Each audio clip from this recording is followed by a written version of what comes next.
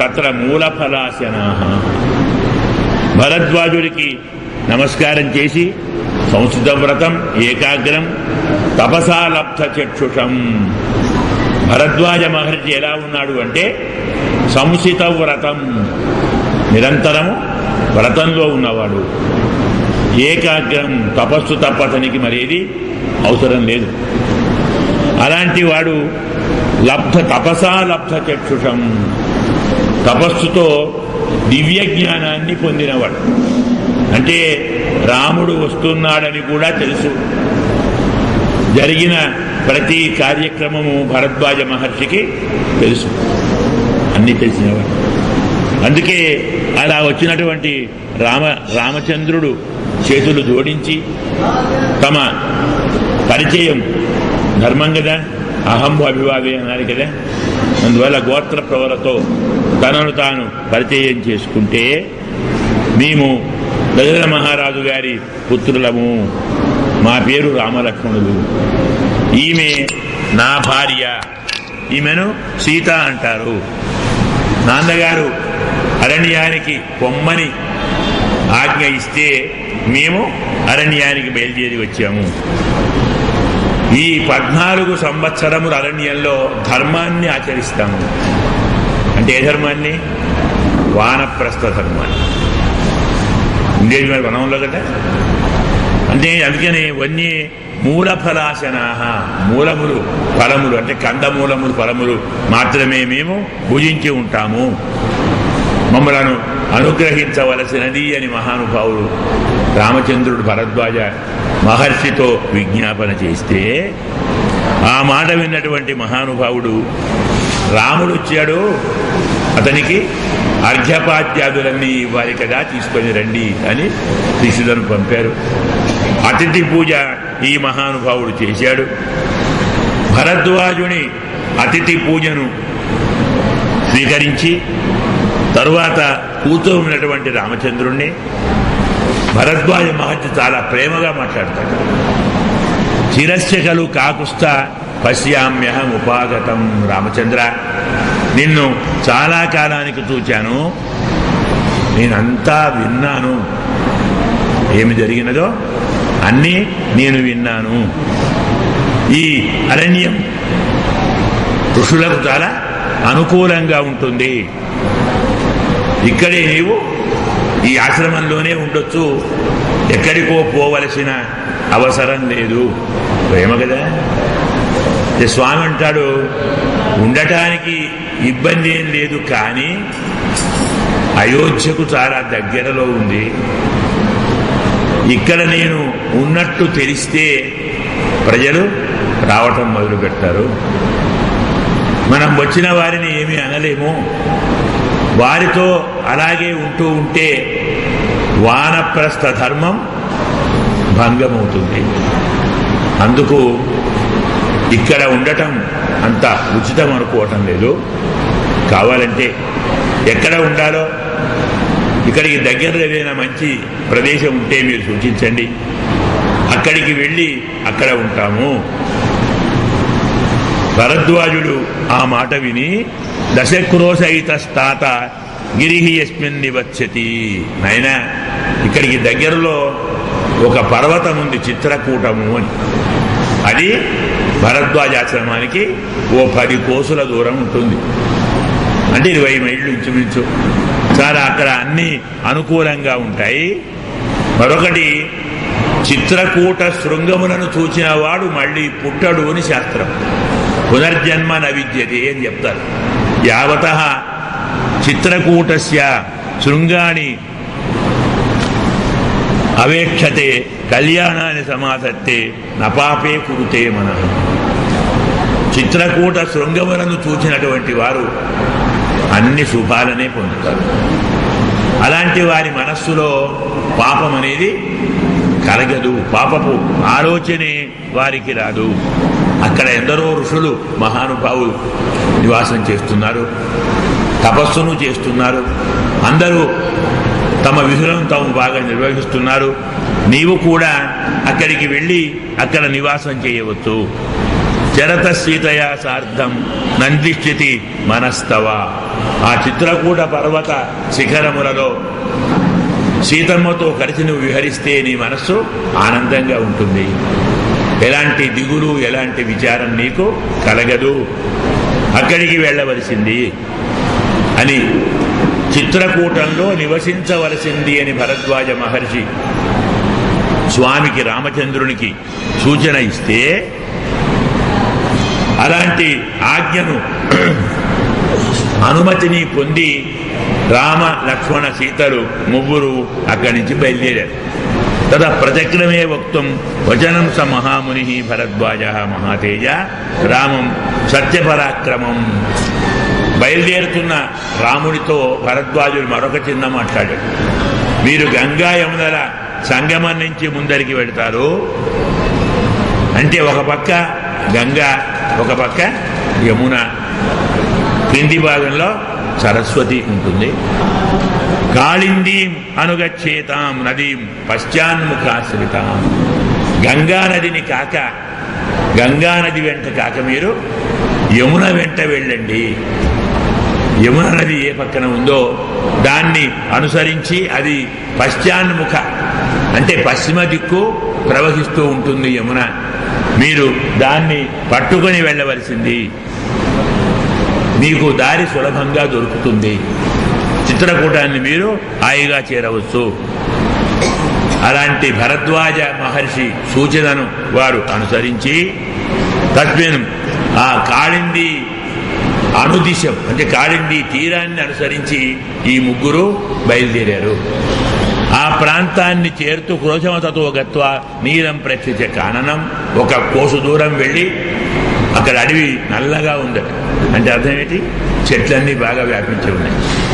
ఆకుపచ్చ రంగు దూరంగా చూస్తే ఎలా కనబడుతుంది? నల్లగా కనబడుతుంది.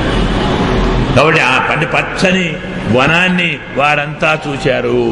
ఇది పంధానమాదిత్య మహర్షి సన్యవర్తత. భరద్వాజ మహర్షి చెప్పిన రీతిలో ఆ మార్గాన్ని అనుసరించి భరద్వాజుడు వారికి దారి చూపి వెళ్ళిపోయాడు. భరద్వాజుడు ఏ దారి చూపాడో అదే దారిని ఈ మహానుభావులు అనుసరించారు.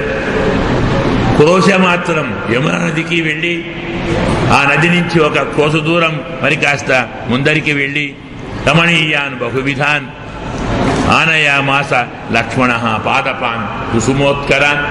చక్కని పుష్పాలతో ఉన్నటువంటి వృక్షాలు, పళ్లతో ఉన్నటువంటి వృక్షాలు, తీగలతో ఉన్నటువంటి పొదలు, ఇలాంటి రమణీయమైనటువంటి ఆ దృశ్యాలను చూస్తూ వారు అనుకున్న చోటికి చేరారు. విహృత్యతే బరిసిన పూగన అతితే. నెముళ్ళు ఉన్నాయి, చక్రవాకాలు ఉన్నాయి, హంసలు ఉన్నాయి, కారండవములు ఉన్నాయి, రకరకాల జలపక్షులు, స్థలపక్షులు, అలాగే ఆకాశ పక్షులు, ఇవన్నీ ఉన్నటువంటి ఆ ప్రాంతంలో విహృత్య బాగా వారు విహరించి శుభేవనే వారణ వానరాయుతే. ఆ అరణ్యంలో ఏనుగులు ఉన్నాయి, వానరములు ఉన్నాయి. సమం నదీవ ప్రముపేత్య సత్వరం నివాసమాజగ్ము అదీన దర్శన. నదీ తీరానికి చేరుకున్నారు. నదీ తీరంలో ఏ ప్రాంతంలో సమతలం ఉందో, ఎత్తువంపులు లేకుండా అనుకూలంగా ఉందో ఆ ప్రాంతాన్ని వీరు చేరుకున్నారు. ఇలా చిత్రకూటానికి వచ్చారు. ఒక ప్రదేశాన్ని చూచుకున్నారు. మరి కాస్త ముందరికి వెళ్ళి అక్కడే మనకు మన రామాయణ కర్త వాల్మీకి అక్కడే ఉంటాడు ఆశ్రమం. ఆ ఆశ్రమానికి వెళ్ళి వాల్మీకిని కూడా దర్శించి చిత్రకూటం ఇమం పశ్య ప్రవృద్ధ శిఖరం గిరిం. ఈ చిత్రపర్వతం అనేటువంటిది ఎంత శోభను కలిగిస్తుందో దాన్ని చూడమని చెప్పి అక్కడే ఉన్న వాల్మీకిని దర్శించి అతనికి నమస్కారం చేశారు. అభిగమ్యాశ్రమం సర్వే వాల్మీకిం అభివాదయన్ తాన్ మహర్షి ప్రముదిత పూజయామాస ధర్మవిత్. వాల్మీకి ఆశ్రమానికి వెళ్ళి వారికి నమస్కారము చేసి వారి ఆశీర్వచనాలను కూడా పొంది రామలక్ష్మణులు వారు చెప్పినటువంటి విషయాలను పూర్తిగా విని అక్కడి నుంచి ఆశ్రమం అనురూపాన్ని స్థాపయామాస రాఘవ. అక్కడ ఒక నివాసాన్ని ఏర్పరచుకున్నారు. ఒక వసతి కావాలి కదా, ఇలాంటి వసతిని ఏర్పరచుకున్నారు. మళ్ళీ వాస్తు సంశమనం అంటామే, అలాంటి వాస్తు పూజన కూడా చేసి వృక్ష వర్ణచ్చదనాం మనోజ్ఞాం యథా ప్రదేశం సుకృతాం నివాతాం వాసాయ సర్వే రువిసు సమేతా. ఎక్కువ గాలి రాకుండా ఉండటానికి చెట్లతో చల్ల నీడ బాగా ఉండేటువంటిది, నీటి వసతి దగ్గరలో ఉన్నటువంటిది, పండ్లు పూలు చెట్లు అనుకూలంగా ఉన్న ప్రదేశాన్ని చూసుకొని అక్కడ నివాసాన్ని వారు ఏర్పరుచుకున్నారు. ఆనందహృష్ట మృగపక్షి దుష్టాం జగౌచ దుఃఖం పురవిప్రవాసాత్. అంత చక్కటి వాతావరణం, ప్రశాంతమైన ప్రదేశం, పచ్చని చెట్లు, నదులు, సరస్సులు, పుష్పములు, అలాగే చక్రవాకములు, కోకిలలు, నెముళ్ళు, కారండములు. ఎలా ఉంది? అరణ్యంలాగా లేదు, ఉద్యానవనంలాగా ఉంది. ఇంత చక్కని ఉద్యానవనంలా ఉన్నటువంటి ఆ ప్రాంతంలో నివసిస్తున్న సీతారామ లక్ష్మణులు జగౌజ దుఃఖం పురవిప్రవాసాత్. అయోధ్య నుంచి అయోధ్యను విడిచిపెట్టి వచ్చామే అనే దిగులు వారికేమీ లేదట. ఇక్కడే బాగుంది, అయోధ్య కంటే ఈ ప్రదేశమే బాగుంది, హాయిగా ఉంది. చెట్లు, గుట్టలు, పక్షులు, మృగములు, చల్లని గాలి, చక్కని సరస్సులు, చక్కని నదులు, ఎంత హాయిగా ఉంది. అయోధ్యను విడిచిపెట్టి వచ్చామే అన్న దిగులు వారికి ఏమాత్రం లేదు. దాన్ని పూర్తిగా వదిలిపెట్టారు. ఇలా సీతారామ లక్ష్మణులు చిత్రకూటానికి చేరి అక్కడ ఆశ్రమాన్ని నిర్మించుకొని అక్కడ నివాసం ఏర్పరచుకున్నారు. ఇక్కడి వరకు ఈ భాగాన్ని మనం చెప్పుకున్నాం. మనం ఎక్కడ భాగాన్ని ఆపాము అంటే వాల్మీకి సుమంత్రుడు ఏమయ్యాడో మనకు తెలియదు కదా. గంగ దాటుతున్నప్పుడు అక్కడే ఉన్నాడు, దాటేదాకా ఉన్నాడు. మరి గంగ దాటిన తర్వాత అయోధ్యకు వెళ్ళాడా, అక్కడే ఉన్నాడా, వెళ్ళితే ఏం చేశాడు అనే విషయం చెప్పడం ధర్మం. కాబట్టి ఇప్పుడు సుమంత్రుని కథ, అదే అయోధ్య వృత్తాంతం, దశరథ మహారాజు గారి కథ, ఇవన్నీ చెప్పుకోవడానికి మళ్ళీ ఒకసారి మనకు వెనక భాగంలోకి వస్తుంది. కథయిత్వాదు దుఃఖార్త సుమంత్రేణ చిరం సహ రామే దక్షిణకూరస్తే జగామ స్వగృహం గుహ. గుహుడు రామచంద్రుణ్ణి, సీతమ్మను, లక్ష్మణస్వామిని గంగానదిని దాటించే ఏర్పాటు చేసి తాను ఇక్కడే ఉన్నాడు. తాను బయటికి వెళ్ళలేదు, అక్కడికి వెళ్ళలేదు. సుమంత్రునితో కలిసి మాట్లాడుతున్నారు. చెప్పాం కదా, పొరపాటు తిరిగి వస్తారేమో, మళ్ళీ తీసుకొని పోదాము అనే ఆలోచనలో ఉన్నాడు సుమంత్రుడు. గుహుడు అలాంటి ఆలోచనలో ఉన్నాడు. కానీ వారు రాలేదు, వెళ్ళిపోయారు. ఎప్పుడైతే పూర్తిగా వెళ్ళిపోవటానికి తెలుసుకున్నాడో ఇక రాముడు లక్ష్మణుడు తిరిగి రాడు అని తాను అయోధ్య నగరానికి బయలుదేరాడు. సాయంకాల సమయానికి అయోధ్య నగరానికి చేరాడు సుమంత్రుడు. అయోధ్య నగరం చేరగానే రథం వచ్చేసింది మహారాజు గారిది. సుమంత్రుడు వచ్చేస్తున్నాడు, రాముడు కూడా వచ్చేశాడా అని జనాలందరూ పరిగెత్తుకొని చుట్టూ భూమిగూడారు. క్వరామహ క్వరామహ, ఎక్కడున్నాడు రాముడు? క్వరామైతి పుచ్చంత సమభిద్రవన్, రాముడెక్కడున్నాడు, రాముడెక్కడున్నాడు అని రథం చుట్టూ వారందరూ చేరారు. నేను గంగానది వరకు వెళ్ళాను, నదిని వారు దాటుతుంటే అనుజ్ఞ తీసుకొని బయలుదేరి వచ్చాను అని జరిగిన వృత్తాంతాన్ని సుమంత్రుడు అడిగిన వారికి అందరికీ చెప్పాడు పూర్తిగా. ఇలా అయ్యో రాముడు లేకుండా వచ్చావా, రాముణ్ణి తీసుకొని వస్తావనుకున్నాను అని వారు నిరాశగా నిట్టూస్తూ వెనక్కు వెళ్ళారు. సుమంత్రుడు అంతఃపురానికి వెళ్ళాడు. దశరథుడు, కౌసల్య, సుమిత్ర అందరూ ఉన్నారు కదా. సుమంతుడు రావటం, రాముడు రాకపోవటం రెండూ చూచి, అంటే రాముడు అరణ్యానికి వెళ్ళిపోయాడా, ఇప్పుడు మళ్ళా రాడు కదా అన్నాడు. మూర్ఛపడిపోయాడు. దశరథ మహారాజు గారు మూర్ఛకు వెళ్ళారు. కొంతసేపటికి తేరుకున్నా ఏమీ మాట్లాడటం లేదు. కౌసల్య అంటుంది, ఏమిటయ్యా, రాముణ్ణి అడవిలో దింపి వచ్చాడు సుమంత్రుడు, ఎలా ఉన్నారు పిల్లలు అడగవా? రాముడు ఎలా ఉన్నాడు, లక్ష్మణుడు ఎలా ఉన్నాడు, సీత ఎలా ఉంది, ఎక్కడి దాకా వెళ్ళారు, ఎక్కడున్నారు, వారేమేమి సుఖాలు కష్టాలు అనుభవిస్తున్నారు, వార్త తెలుసుకోవా? అలా అయ్యావేమిటి? ఓహో, రాముడి గురించి అడిగితే కైక ఏమైనా అంటుందేమని భయపడుతున్నావా? ఇక్కడ ఆమె లేదు. చెప్తాడు మహానుభావుడు, యస్యాహ కృతే, ఎవరి కోసం నీవు రాముని విషయాన్ని అడగటం లేదో, నేహ తిష్టతి కైకేయి విశ్రబ్ధం ప్రతిభాష్యత. ఆ కైక ఇప్పుడు నీ పక్కన లేదయా, ఆమెకి ఇదేమీ తెలియదు. యథేచ్ఛగా నీవు ఏమేమి మాట్లాడాలనుకుంటున్నావో ఆ విషయాలను మాట్లాడవలసింది.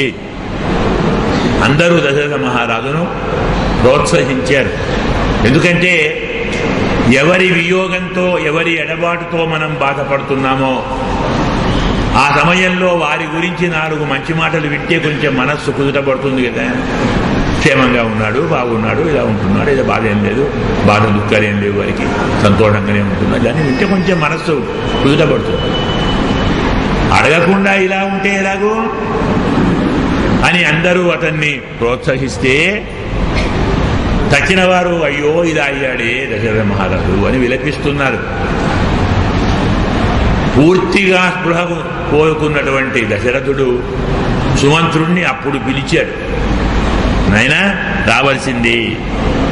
తదా సూత మహారాజా, సూతుడు దశరథ మహారాజు గారికి జరిగిన వృత్తాంతాన్ని చెబుతున్నాడు. రామమే వాను శోచంతం, రాముడి గురించి ఆలోచిస్తున్నాడు, దుఃఖంతో బాధపడుతున్నాడు.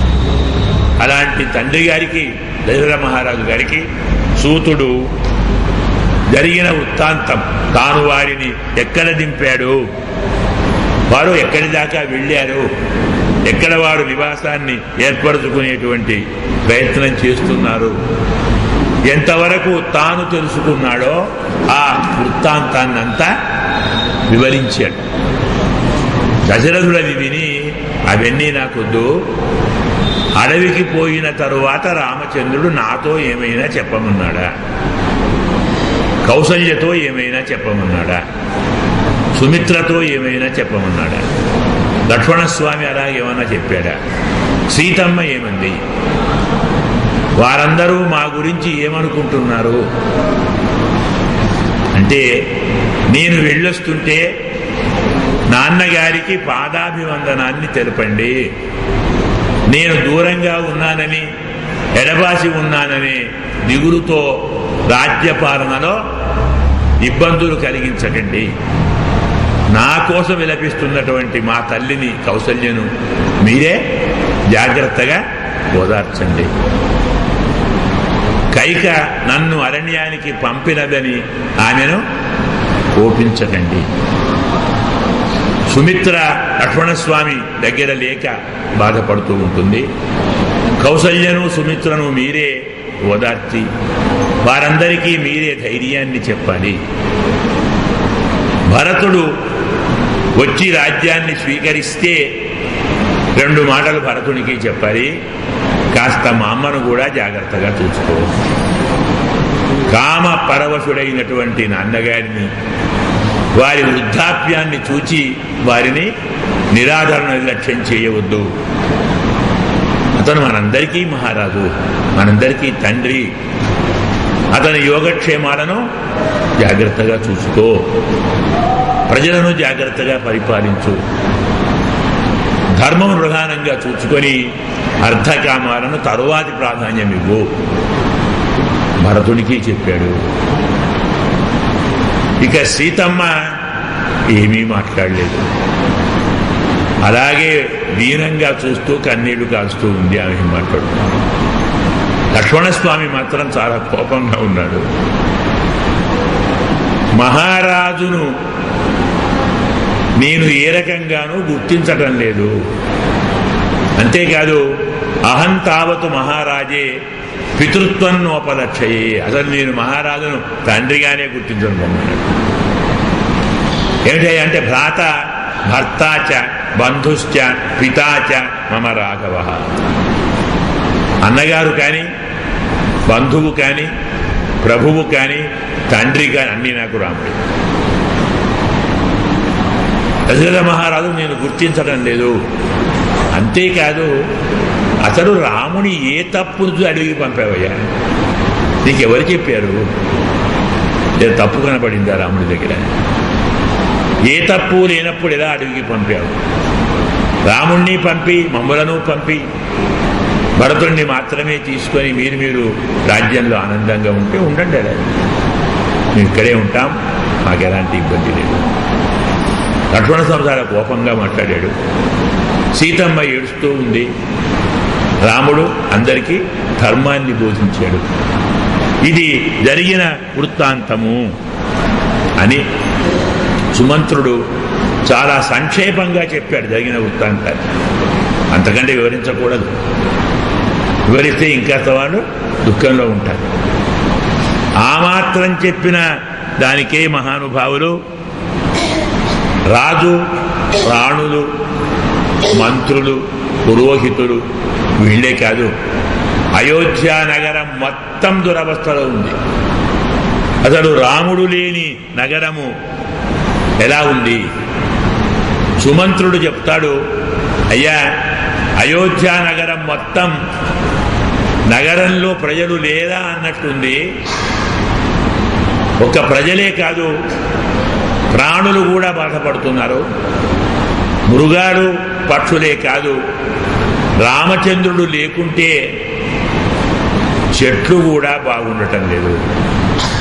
అపి వృక్షా పరిమ్రాణా స పుష్పాంకుర కోరకా ఉపదప్తోదకా నద్య పల్వలాని సరాంసి చ పరిశుష్క పలాశాని వనాని ఉపవనాని చ. ఎలా ఉంది అయోధ్య ప్రాంతం అంతా అంటే, రామచంద్రుడు వెళ్ళిపోయిన తర్వాత చెట్లన్నీ వాడిపోయాయి. అవి వృక్ష పరిమ్లాన, చెట్లన్నీ వాడిపోయాయి. అంతేకాదు స పుష్ప అంకుర కోరక, పువ్వులు మొక్కలు మొగ్గలు ఆకులు అన్నీ రాలిపోయాయి. ఉదప్త ఉదకాహ నద్య, నదీ జలం కూడా సలసల కాగుతున్నది, వేడి నీళ్ళు వచ్చేస్తున్నాయి. పల్వలాని సరాంశిచ, సరస్సులు చిన్న చిన్న గుంటలు నీళ్లన్నీ వేడితో మగ్గుతున్నాయి. పరిశుష్క పలాశాని వనాని ఉపవనాని చ, అన్ని వనములు అన్ని తోటలు ఎండిపోయాయి. సర్పంతి సత్వాని వ్యాలాహ నప్రచరంతి చ, మృగములు బతికి ఉన్నట్టు కనపడటం లేదు. పెద్ద పుళ్ళు సింహాలు కూడా సంచరించడం లేదు. రామ శోకాభిభూతం తన్నిష్కున భవతు వనం, అరణ్యమంతా రామశోకంతో నిండిపోయింది. ధ్వని లేకుండా నిశ్శబ్దంగా ఉంది. పద్మాలు కూడా ముడుచుకొని ఉన్నాయి. ఉన్న పద్మాలు నీటి అడుగున మునిగి ఉన్నాయి. అంటే పద్మాలు లేవు, కలువలు లేవు, సరస్సులు లేవు. మాల్యాని జలజాని చ మాల్యాని స్థలజాని చ, భూమిపైన ఉన్న పూలు, నీటిలో ఉన్నటువంటి పుష్పములు, నాభిభాంతి అల్పగంధిని, అవి ప్రకాశించటం లేదు. వాటి సుగంధం కూడా తగ్గిపోయింది. నచాభిరామాన్ ఆరామాన్ పశ్యామి మనుజరి, అయోధ్యలో ఎవ్వరూ ఆనందంగా ఉన్నట్టు కనపడటం లేదు. తమను తాము పరిపూర్ణంగా అలంకరించుకొని ఉత్సవాలు చేస్తున్నట్టుగా ఎక్కడా కనపడటం లేదు. అంటే రామచంద్రుడు లేని అయోధ్య ఎలా ఉంది? రామచంద్రుడు లేని అయోధ్య పరిసర ప్రాంతాలు ఎలా ఉన్నాయి? ఇవన్నీ ఈ మహానుభావుడు చెప్తూ ఉంటే దశరథుడు అంటాడు, అయితే నన్ను కూడా తీసుకొని పో అక్కడికే, నేను కూడా ఆయన దగ్గరే ఉంటాను. అందులో నయమామపి తం దేశం, నన్ను కూడా ఆ ప్రాంతానికి తీసుకొని వెళ్ళు. బాష్పోపహతయా సూతం ఇదం వచనమబ్రవీ. దశరథ మహారాజు గారు మాట్లాడబోతుంటే కౌసల్య అడ్డు వచ్చి కన్నీరుతో, మీరు మహారాజును మీరెందుకు పోతారు, నేను రాముడు లేకుండా నేను ఉండలేను, అడవికి పంపించారు కదా రాముడిని, మళ్ళీ మీరెందుకు ఇంకా అంటే అక్కడ కూడా క్షేమంగా ఉండటం మీకు ఇష్టం లేదా స్వామి, ఈ పుణ్యం ఏమొద్దు, మీరు ఇక్కడే ఉండండి, నేను బయలుదేరి వెళ్తాను, కాస్త మా రాముడిని చూసుకుంటాను. సుమంత్ర, రాముడు ఎక్కడున్నాడో నన్ను అక్కడికి పంపించవలసింది. కైకయ్యా వినియుక్తేన పాపాభిజన భావయ మయా నమంత్రకుశలై వృద్ధై సహ సమర్థితం. కౌసల్య ఆ మాట అనేసరికి నిజమే, నేను చాలా తప్పు చేశాను. కైక దగ్గరికి వెళ్ళాను, కైకకు విషయం చెప్పాను. సరే, ఆమె తన కోరికేదో అడిగింది. అడిగిన వెంటనే మౌనం వహించి విలపించి ఆమోదించానే తప్ప, మరి రాజుగా కొన్ని ధర్మాలు ఉన్నాయి కదా, మంత్రులను పిలవద్దా, పురోహితులను పిలవద్దా, అమాత్యులను పిలవద్దా, సమావేశం ఏర్పాటు చేయొద్దా? ఇలా జరుగుతూ ఉంది, ఏం చెయ్యాలి? ఇప్పుడు నేను మాట తప్పితే అధర్మం అవుతుందా? మాట తప్పినట్టు అవుతుందా? రామచంద్రుణ్ణి రాజుగా ఉంచుతానని మాట ఇచ్చాను కదా, మరి ఈ మాట తప్పి అధర్మం కాదా? కైకి ఎప్పుడో ఇచ్చాను మాట, రాముడు ఇప్పుడు ఇచ్చాను, ప్రజలందరికీ ఇచ్చాను. ఈ మాటను పట్టించుకోవాలా, ఆ మాటను పట్టించుకోవాలా? ఈ ధర్మ సందేహాన్ని చర్చించనే లేదు, నేను ఎవరిని ప్రశ్నించనే లేదు, ఎవరి సలహాను తీసుకోలేదు. కైక కోరింది, పంపించేసి. అంటే ఎంత అనాలోచితంగా నేను ఈ పని చేశాను. జాగ్రత్తగా ఆలోచిస్తే నాకు ప్రేమ ఎవరి మీద ఎక్కువ ఉన్నట్టు? పుత్రుని మీదనా, కైక మీదనా? పుత్రుని మీద ప్రేమ ఉంటే ఎలాగైనా పుత్రుణ్ణి రాజును చెయ్యాలనేటువంటి ఒక పట్టుదల ఉండేది కదా. అది ఉన్నప్పుడు దానికి తగినట్టు కొన్ని చర్యలు తీసుకునేవాడిని కదా. ఏదో కొంత జరిగేదేమో. సరే, నువ్వు వేరే మాటే మాట్లాడలేదే. రామచంద్రుని అడవికి పంపాలి అనగానే కూలిపోయాను, పడిపోయాను, మూర్ఛపోయాను, విలపించాను, ఆక్రోశించాను. ఇది జరిగే పనేనా? అసలు జరపవచ్చునా? ఈ మాట వింటే అనర్థం ఏమిటి? నేను ఎలా ధర్మాన్ని కాపాడేవాడిని అవుతాను? చర్చించలేదు. నూర్భి నచామాత్యై మంత్రయిత్వా సనైగమై మయాయమర్థ సమ్మోహాత్ స్త్రీహేతో సహసాకృత. నేను మిత్రులతో ఆలోచించలేదు, మంత్రులతో ఆలోచించలేదు, అమాత్యులతో ఆలోచించలేదు. ఒక్క స్త్రీ కోసం తొందరపడి నేను ఇలాంటి నిర్ణయం తీసుకున్నాను. కులస్యాస్య వినాశాయ. ఇది ఇంతటితో పోలేదు, ఈ కులము యొక్క వినాశం వరకే ఇది సంప్రాప్తించింది. అయినప్పుడు నాయనా, నీకు నా మీద కొంచెం దయ ఉంటే నన్ను కూడా అక్కడికి తీసుకొని ఆ ఉండేదేదో రాముడి దగ్గరే నేను ఉంటాను. రాముడు లేకుండా ఒక క్షణకాలం కూడా నేను బతకలేను. రథాన్ని ఆరోపించి నన్ను తీసుకొని పో. రాముడు ఎక్కడ ఉన్నాడో, ఏమి చేస్తున్నాడో అన్నీ చూస్తాను. రామం యది నపశ్యేయం గమిష్యామి యమక్షయం. ఇప్పుడు నేను రాముణ్ణి చూడకుంటే యమలోకానికే పోతాను. నాకు వేరే మార్గమేం లేదు. ఇలా రామ శోకం దశరథ మహారాజు కుమిలిపోయాడు. కౌసల్య అలాగే ఉంది. సుమిత్ర అలే ఇటీవ రాజ విలపన్ మహాయశ పపాత పూర్ణం శయనే సమూర్ఛిత. మళ్ళీ మహారాజు గారు దుఃఖంతో మూర్ఛపోయాడు. రామమాత అంటే కౌసల్య మళ్ళీ ఇప్పుడు ఈయనేమవుతాడో. రాముడు అడవికి పోయాడు, ఈయన రాముడి కోసం విలపిస్తున్నాడు, మాటి మాటికి పడిపోతున్నాడు, మళ్ళీ ఆర్తితో ఆక్రోశిస్తున్నాడు అని ఈయన ఏమవుతాడో అన్న భయం కౌసల్యను ఆవరించినది. కౌసల్య తతో భూతోపవిష్టేవ వ్యపమాన పునః పునః కౌసల్య ఒక భూతం ఆవేశించినట్టులాగా పూర్తిగా ఊగిపోతూ భూమి మీద అలా పడి అదే మాట మళ్ళీ అంటూ నయమాం తత్ర కాకుస్తః యత్ర వసతి, రాముడు ఎక్కడున్నాడో అక్కడికి నన్ను తీసుకొని వెళ్ళు, వారు లేకుండా నేను జీవించలేను. ఇప్పుడు కౌసల్యను సుమంత్రుడు ఓదారుస్తున్నాడు. మహానుభావుడు కదా, చాలా పెద్దవాడు.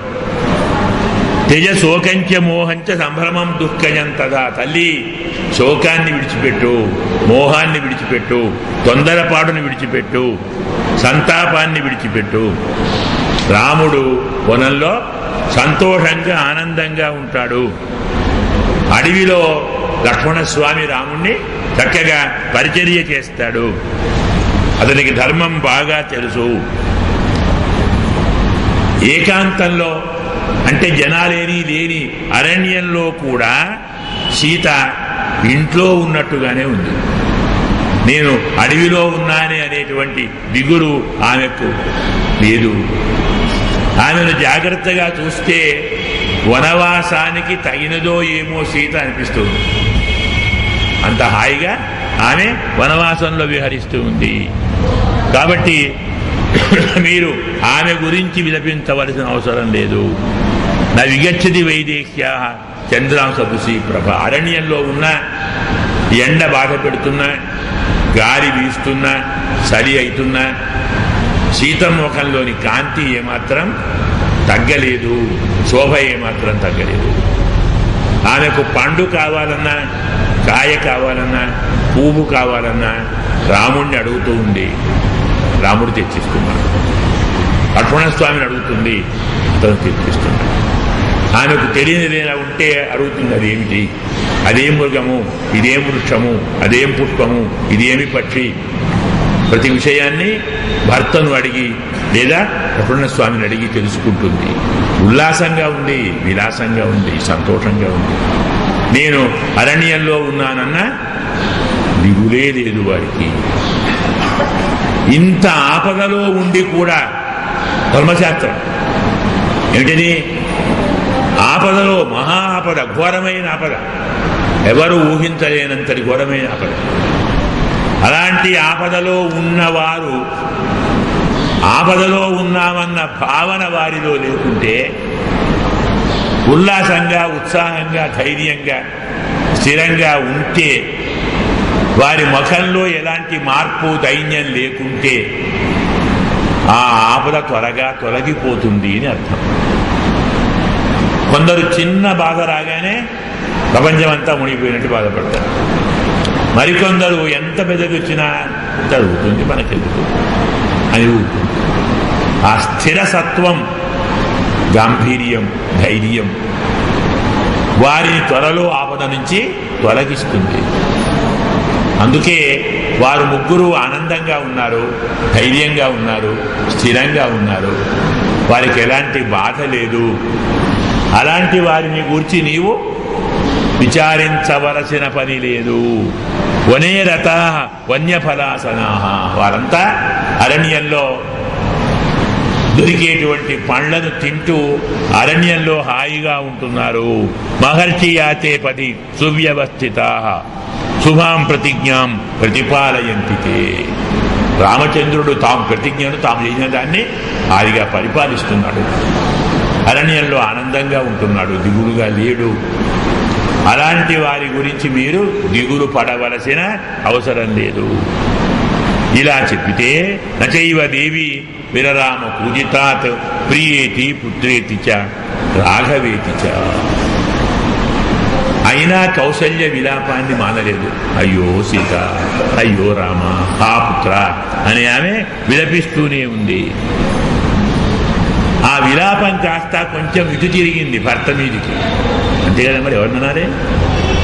ఎవరు కారణం బాధకు? ఆయనే కదా. ఉన్నటువంటి రామచంద్రుణ్ణి సానుక్రోశ వదాన్యశ్చ ప్రియవాదీ చ రాఘవ, జాలి కలవాడు, మంచి ఉదారుడు, అందరితో ప్రియముగా మాట్లాడేవాడు. సీతమ్మ తరుణి, శ్యామ, ఉత్తమురాలు, బుద్ధిమంతురాలు, పతివ్రత. లక్ష్మణస్వామి పెద్దలను సేవించేవాడు. ఇంత ఉత్తములైనటువంటి ముగ్గురిని అరణ్యానికి పంపి ఎంత సంతోషంగా ఉన్నావయ్యా నువ్వు. ఇదేనా చేయవలసిన పని? నేను పెద్ద భార్యను కదా, నాకేమాత్రమైనా నీవు మనశ్శాంతి ఇవ్వాలా? అది కాక సుమంతుడు చెప్పినట్టు 14 సంవత్సరాలు రాముడు అరణ్యవాసం చేసి 15వ ఏట అయోధ్యకు తిరిగి వచ్చాడే అనుకో, ఎలాగో వస్తాడు. అప్పుడేం చేయాలి రాముడు? రాజు కావాలి కదా, అవుతాడు. అవుతాడా? అవుతాడు. ఎందుకాడు? ఎలా అవుతాడయ్యా? అప్పటిదాకా ఎవరు రాజు? భరతుడు కదా. 14 సంవత్సరాలు పరిపాలన చేశాడు భరతుడు. రాముడు రాగానే పక్కకు పోతాడు, ఈయనకి ఇస్తాడు. అంటే ఇంతకాలం భరతుడు అనుభవించిన రాజ్యాన్ని రాముడు తీసుకోవాలి. ఎంగిలికూడు కాగా హవి ఆజ్యం పురోడాశ కుశాహ. హవిస్సు, నెయ్యి, పురోడాశము, దర్భలు ఇవి యాతయామాని నోపయుజ్యంతే అని శాస్త్రం. ఒక జాము దాటితే పనికిరావు. అంతెందుకో శ్రాద్ధ భోజనం చెయ్యమని కొందరిని బ్రాహ్మణులను పిలిస్తే బ్రాహ్మణార్థముగా కూర్చొని మొదటి వారు తినిపోగా మిగిలిన దాన్ని మేము తింటామని వెళ్ళిపోతారు. శ్రాద్ధ భోజనం చెయ్యరు బ్రాహ్మణుడు కొందరు. ఆ అన్నం మరి ఎంగిలంటే కాదు, వాడిది వేరే వీడిది వేరే. బ్రాహ్మణులు బంధువులే ఎంగిలన్నం తినను అని దేని దాన్ని ఆరోపించి వెళ్ళిపోతున్నారే. 14 ఏళ్ళు భరతుడు పరిపాలించిన రాజ్యాన్ని అంటే ఎంగిలి కూడును రాముడు తినాలా? వాడు అనుభవించాలా? నీకెలా తోచిందయ్యా ఇలాంటి ఆలోచన? దీన్ని నీవు ఆమోదించావా? దీన్ని అంగీకరిస్తావా? ద్విజాచరితో ధర్మ శాస్త్రే దృష్ట సనాతన ఎదితే ధర్మనిరతే త్వయా పుత్రే వివాసితే. పెద్దలు ఆ ధర్మం నీకు గుర్తు రాలేదా? రాముణ్ణి అడవికి పంపుతున్నప్పుడు ఈ సూత్రాలేవి గుర్తు రాలేదా? జాగ్రత్తగా చూస్తే నన్ను ప్రేమగా చూచుకొని నా యోగక్షేమాలు బాగా చూచేవాడెవరు? ఒక రాముడే. వాడిని పంపించేశాడు. లేడు. ఇక నీవు భర్త అనుకోవాలి. ఉన్నావంటే ఉన్నావు. నువ్వేం చేస్తావని ఏం చేసావని నీవు లేనట్టే. ఇక్కడే ఉంటావు కానీ లేనట్టే. భర్తగా నీవు లేనట్టే, పుత్రుడిగా వాడు లేనట్టే. పోనీ అన్నగారిని బాధ చేయటువంటి లక్ష్మణస్వామి ఆయనే లేడు. భరతుడు చెత్తకుండా అక్కడున్నారు. వారు వచ్చిన అమ్మగారిని చూసుకుంటారు, నన్ను చూసుకుంటారు. ఇప్పుడు నా గతి ఏమిటి? నా స్థితి ఏమిటి? పేరుకు మాత్రం నేను పట్టమహిషిని, రాజుగారి పెద్ద భార్య. నాకు ఏమున్నాయ్యా? మనశ్శాంతి కలిగించే ఏమైనా హతంత్వయా రాష్ట్రమిదం సరాజ్యం. నీవు ఈ రాజ్యం మొత్తాన్ని ధ్వంసం చేశావు. హతాస్మ సర్వాహ సహ మంత్రిభిశ్చ. మంత్రులు, ప్రజలు అందరూ నీ వల్ల నశించిపోతున్నారు. హతా సపుత్రాస్మి హతాశ్చ పౌరా. నేను మరణించినట్టే, ప్రజలు కూడా మరణించినట్టే. సుతశ్చ భార్యాచ తవ ప్రభుష్టవు. ఇంత జరిగితే ఇద్దరికి మాత్రం ఆనందం కలుగుతుంది నాయన. ఒకరు నీ ముద్దుల భార్య కైక, మరొకరు వారి కుమారుడు భరతుడు. ఇద్దరు తప్ప ఇంకెవరైనా బాగుంటారా? ఎంత గొప్ప పని చేసావయ్యా! ఇందరిని ఇన్ని విధాలుగా బాధించావు. మహా దారుణంగా మాట్లాడింది కౌసల్య. పుత్రశోకాన్ని తట్టుకోలేక మాట్లాడింది.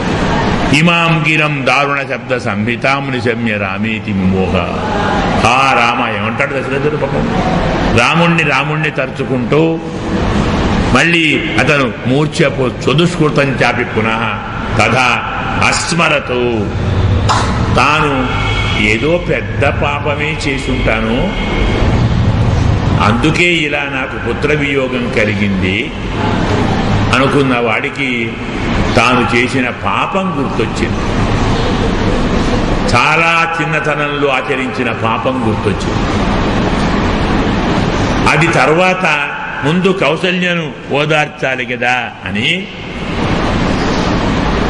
ఆమె ఇంత కఠినంగా మాట్లాడితే అలా దీర్ఘీనకాలీన సంజ్ఞామాప మోచరించి కోరుకున్నటువంటి దశరథ మహారాజు వత్సలాచ అనుశంసాచ త్వంభి నిత్యం పరేష్వపి కౌసల్య నీవు కూడా ఇలా మాట్లాడుతున్నావా? ఎన్నడైనా మాట్లాడావా? నా విషయంలో ఎన్నడైనా ఇంత పరుషంగా నీవు మాట్లాడావా? నీవు రాముణ్ణి ఎంత ప్రేమగా చూసుకున్నావు, అన్నంత ప్రేమగా చూసుకున్నావు. నేను ఎలా ప్రవర్తించినా మహారాజు ఆయన ఇష్టం అన్నావే తప్ప ఎన్నడూ విమర్శించలేదు, నిందించలేదు, ఇంత పరుషంగా మాట్లాడలేదు. వ్యామోహంలో పడిపోయాను, ఏం చేస్తున్నానో నాకు తెలియకుండా ఒక విషవలయంలో చిక్కుకున్నాను. నేను కావాలని చేశాను, నిన్ను బాధ పెడతాను, అనుకోకుండా నిన్ను బాధ పెట్టాను. నీకు చేసిన అపకారానికి న్యాయంగా నిష్కృతి లేదు. ఒక్కటే నిష్కృతి, తల వంచి నీ పాదాలకు నమస్కారం చేస్తాను, నన్ను మన్నించు. ఒక్కసారి కౌసల్య వణికిపోయింది. అమ్మకనేసరికి స్వామి క్షమించండి, పుత్ర శోకంతో ఏం మాట్లాడుతున్నానో తెలియక మాట్లాడాను, దానికి మీరు ఇంతగా బాధపడకూడదు. ఎందుకంటే భర్త్రాయ సంప్రసాద్యతే ఓ మాట చెప్తుంది కౌసల్య. భర్త చేత బ్రతిలాడించుకున్న భార్య ఇహపరలోకములు రెండూ కోల్పోతుంది. అలా బ్రతిలాడించుకుంటే భర్తకు ఆయుక్షీణము, భార్యకు ధర్మహీనము. ఆ ధర్మము నాకు తెలుసు. ఉభయోహ లోకయోహ లోకే పత్యాయ సంప్రసాద్యతే నైషాహి శాస్త్రీ భవతి శ్లాఘనీయేన ధీమత. బుద్ధిమంతుడెవరు అలాంటి స్త్రీని పొగడరు. భర్త చేత బతిలాడించుకున్న స్త్రీకి ఇహము ఉండదు, పరము ఉండదు, రెండు లోకములు నశిస్తాయి. పుత్రశోకార్తయ తత్తుమయ కిమపి భాషితం. నేను పుత్రశోకంతో మర్చిపోయి నేను ఏదేదో అన్నాను. ఎందుకంటే ప్రపంచంలో అన్నిటికంటే భయంకరమైనది శోకం. శోక నాశయతే ధైర్యం, శోక నాశయతే శృతం, శోక నాశయతే సర్వం, నాస్తి శోక సమో రిపు. ఈ శ్లోకాన్ని బాగా గుర్తుంచుకోండి, మాటి మాటికి చదువుకోండి. ఎందుకంటే మనను ధైర్యం నుంచి పడేసేది శోకమే కదా.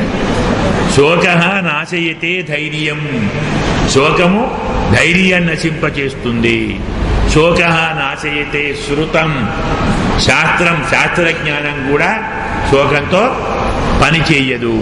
శోక నాశయతే సర్వం, ఒకటేమిటి దుఃఖం అంటూ ఉందంటే అన్నీ పోతాయి. నాస్తి శోక సమో రిపు, శోకంతో ఆమె శత్రు అంటూ మరి ఎవరూ లేరు. ఎలాంటి ఆపదనైనా ఎలాంటి సన్నివేశాన్నైనా తట్టుకోవచ్చునేమో కానీ దుఃఖాన్ని తట్టుకోలేము. ఒకసారి దుఃఖం వచ్చేసింది అంటే అన్నీ మర్చిపోతాం. వివేకము పోతుంది, విజ్ఞానము పోతుంది, ఆనందము పోతుంది. ఏ పని చేస్తున్నామో కూడా మనకు తెలియదు. తంది చింతయమానాయా శోకోయం హృది వర్ధతే నదీనామివ వేగేన సముద్ర శరీరం మహత్ అని తాను కూడా మహారాజు గారికి మళ్ళీ క్షమాపణ కోరింది, ఓదార్చింది. తట్టుకోలేకన్నానయ్యా కోపంతో, నీ మీద నాకు కోపం, నా దుఃఖం అలా ఉంది, దాన్ని నీవు మనసులో పెట్టుకోకు, నన్ను మన్నించు. మళ్ళీ ప్రార్థించింది. అటుపక్క పుత్రుడు, ఇటుపక్క భర్త. తను ఏం చేస్తుంది? ఈ రెండు దుఃఖాలతో ఆమె విలపిస్తూ ఉంది. శోకేన సమాక్రాంత నిద్రయా వశమేయిమాన్. కౌసల్య మాటలతో కొంచెం చేదీరినటువంటి దశరథుడు కాసేపు విలపించి అలసిపోయి నిద్రలోకి జారుకున్నాడు. సరే, ప్రభువు నిద్రపోతున్నాడు, సంతోషమే, కాస్త మనస్సు కుదిరబడుతూ నిద్రతోటి అని ఎవరంతల వారు నిద్రపోతున్నారు. నిద్ర పడుతుంది ఆ మహారాజుకు. అర్ధరాత్రి మళ్ళీ లేచాడు. ప్రతిబుద్ధ ముహూర్తేన శోకోపహత చేతన అద రాజా దశరథ సచింతామభ్యపద్యత. అర్ధరాత్రి లేచి మళ్ళీ ఆలోచించడం మొదలుపెట్టాడు. రామలక్ష్మణులను నేను అడవికి పంపాను,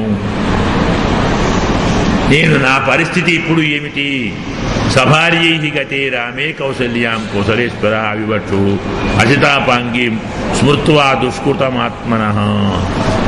అర్ధరాత్రి రాముడు లక్ష్మణుడు సీత అరణ్యానికి పోయారు.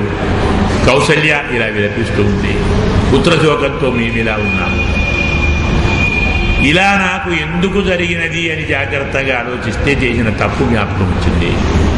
కౌసల్య, ఒక మాట చెప్తాను విను. తాను లేచి కౌసల్యకు తాను ఎప్పుడో చేసినటువంటి చిన్న కాదు పెద్ద తప్పు చెప్పుకున్నాడు. నేను యవ్వనంలో ఉన్నప్పుడు, నిన్ను వివాహం చేసుకోనప్పుడు వేటకు వెళ్ళాను. ఆ వేటలో అక్కడే రాత్రింది. రాత్రిపూట కొన్ని మృగాలు వస్తాయి, వాటిని వధించాలని కాపు కాస్తూ ఉన్నాను. అర్ధరాత్రి కంటే కొంచెం ముందు సమయంలో ఏనుగు నదిలో సరస్సులో నీరు తాగుతున్నట్టు శబ్దం వినపడింది. ఏనుగే అయి ఉంటుంది అని నేను శబ్దవేధిని, అంటే ధ్వనిని బట్టి కొట్టేస్తాడు, ధ్వనిని చూచి ఆయుధం ప్రయోగిస్తే తగ్గుతుంది. వాడికి ఆ విద్య వచ్చు దశరథునికి మహానుభావుడు. ఆ శబ్దవేద్యత్వాన్ని ముందర పెట్టుకొని ధ్వని వచ్చిన చోట బాణాన్ని కొట్టాను. మరు నిమిషంలో హతోస్మి, అయ్యా చనిపోయాను. బ్రాహ్మణుణ్ణి, ఆశ్రమంలో ఉండేటువంటి తపస్విని, ఎవరికి నేను హాని చేశాను? నేనెవరికి శత్రువును? నన్నెందుకు ఇలా చంపారు అన్న మాటలు వినవచ్చాయి. అది విని భయంతో పరిగెత్తుకొని వెళ్ళాను. ఒక ఋషికుమారుడు ప్రాణం పోయే స్థితిలో పడి ఉన్నాడు. నేను వెళ్ళి, స్వామి ఎవరు నువ్వు, ఏమిటి? నేను ఫలానా వారి కుమారుణ్ణి, నా పేరు శ్రవణ అంటారు. మా తల్లిదండ్రులకు కళ్ళు లేవు, అన్ని సేవలు నేనే చేస్తుంటాను. వారికి దాహం అవుతుంది, నీళ్లు తేవాలి అని తీసుకొని వచ్చాను నీళ్ల కోసం. నీళ్లు ముంచితే నువ్వు కొట్టేశావు. ఇప్పుడు నా బాధ నేను చస్తున్నానని కాదు, వాళ్ళకి. మా తల్లిదండ్రులు ఏమవుతారో నీవే వెళ్ళి చెప్పు, ఇలా నేను చేశాను, ఇలా జరిగినది, ఇది తప్పు, ఇలా జరిగినది, క్షమాపణ వేడు, అనుగ్రహిస్తారు. బ్రాహ్మణుణ్ణి అని నీవు ఏమీ దిగులు పడకు. నా తండ్రి వైశ్యుడు, నా తల్లి శూద్రురాలు. నేను వారిద్దరికీ పుట్టాను కాబట్టి బ్రాహ్మణుణ్ణి కాదు. బ్రహ్మహత్య పాపం నీకు అంటుకోదు. ఆ దిగులుతో పని లేదు నీకు.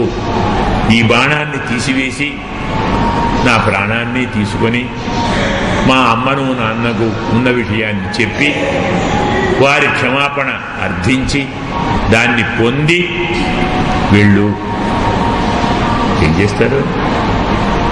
పొరపాటు జరిగిన తర్వాత తిట్టుకోలేరు కదా. అతను కోరినట్టుగానే బాణాన్ని లాగేసి అతను ప్రాణం పోగానే అక్కడే ఉంచి అటు వెళ్ళాడు. అడుగుల చప్పుడు విన్నటువంటి ఆ ఇద్దరు, నాన్న ఎందుకింత ఆలస్యం చేశావు? మీ అమ్మ నేను దప్పితో బాధపడుతున్నాం కదరా, త్వరగా రావద్దు. అందులో రాత్రిపూట ఎలా చేయాలో ముసళ్ళు ఏవేవో ఉంటాయి, జలచరాలు, అంతగా ఆడుకోవటం మంచిది కాదు. బాగా ఈత కొట్టేవా? అటుబడి నీటిలో ఆడుకుంటున్నావా? ఆడకూడదు నాన్న. ఎందుకు మాట్లాడటం లేదు? అమ్మ నిన్ను కోపడిందా? కోపం వచ్చిందా? మాతో మాట్లాడవా? చేతగాని వాళ్ళము, చెయ్యలేని వాళ్ళము, కళ్ళు లేని వాళ్ళము, నీ ఒక్కడవే దిక్కురా నాన్న.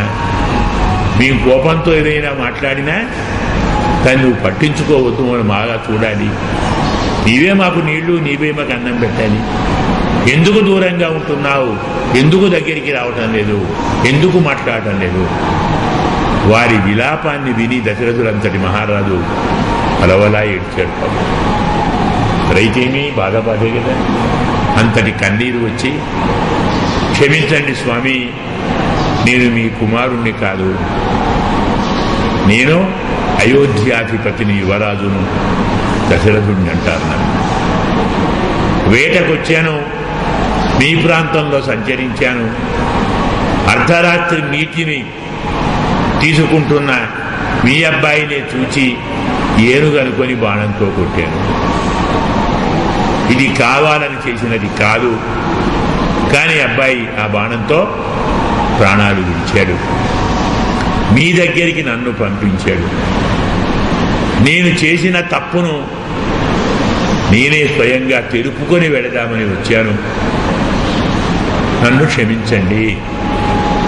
వాళ్ళు అంటారు, చేసిన తప్పు చెప్పకుండానే అయోధ్యకు పోయి ఉంటే అయోధ్య నగర ద్వార ప్రవేశం కంటే ముందు నీ శిరస్సు వేయి రక్కలై చచ్చేవాడు. అది ఋషుల తప ప్రభావం. ఎలాగైతేనే వచ్చి చెప్పావు, చేసిన తప్పును స్వయంగా నీవే చెప్పావు కాబట్టి కొంత పాపం పోయింది.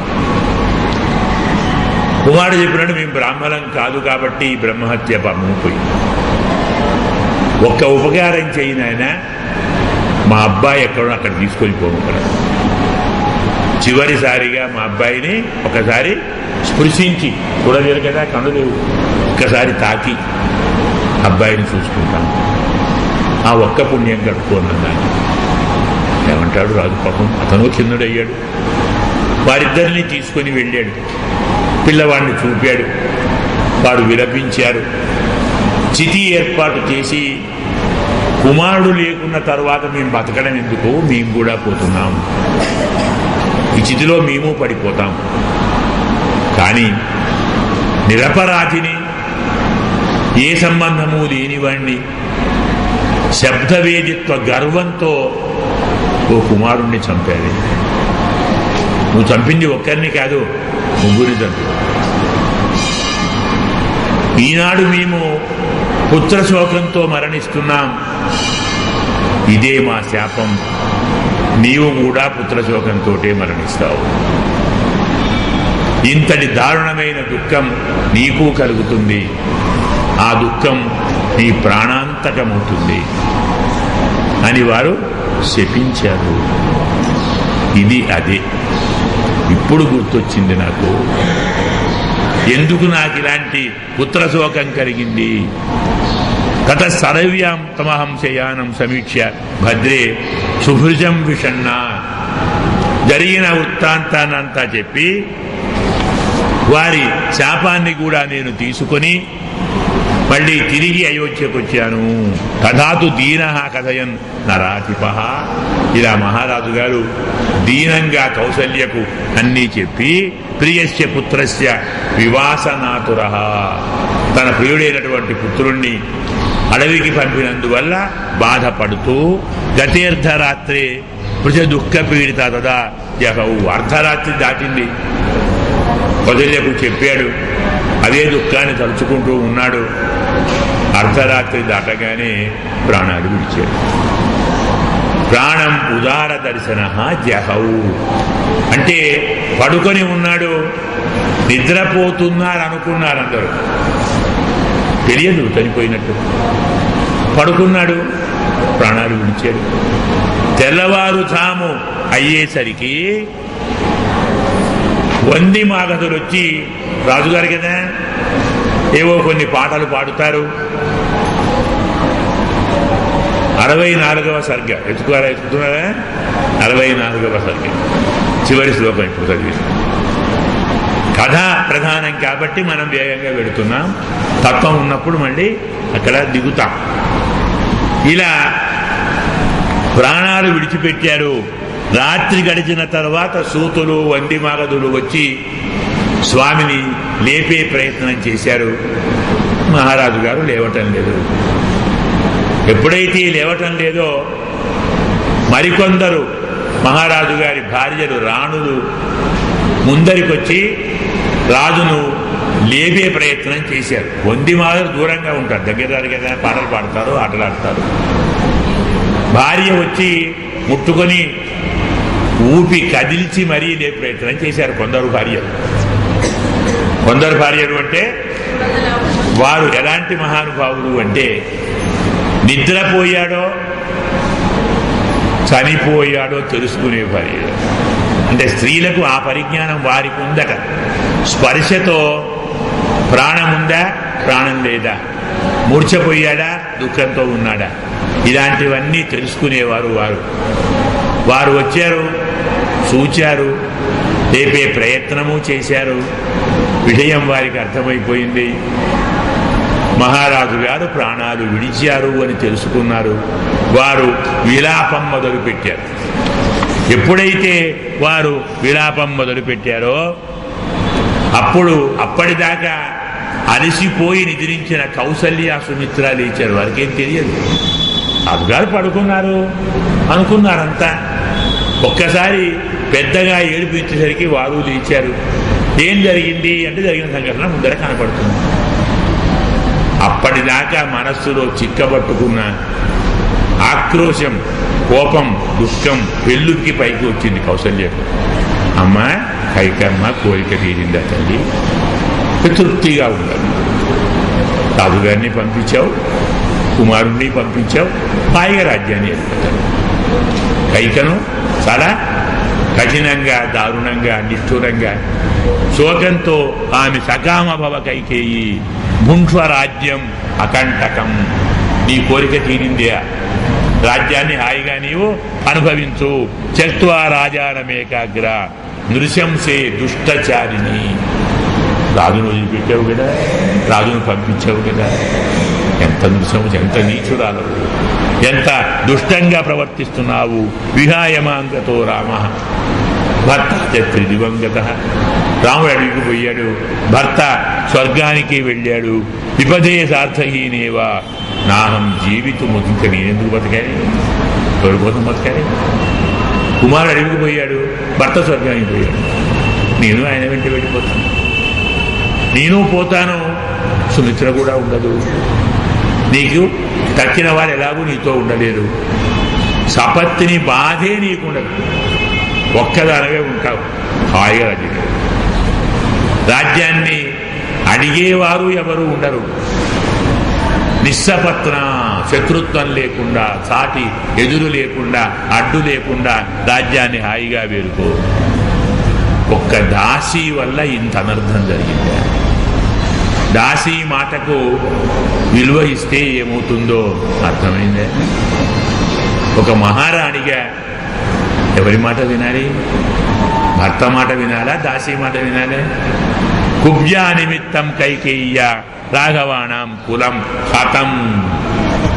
ఒక దాసి వల్ల రఘువంశమే ధ్వంసమైపోయింది. అనియోగే నియుక్తేన రాజ్ఞ రామం వివాసితం. నియోగించకూడని పనిలో నియోగించావు. రాముణ్ణి అరణ్యానికి పంపినావు, సీతమ్మను అతని వెంటే పంపావు, లక్ష్మణస్వామి వారి వెంటే వెళ్ళాడు.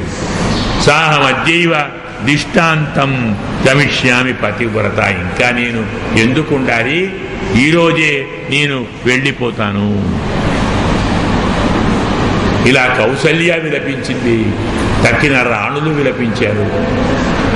మహారాజు గారికి మరి కుమారులు ఎవరు దగ్గర లేరు కాబట్టి అలాంటి వారిని అంత్య సంస్కారం చేయాలంటే పుత్రులు రావాలి.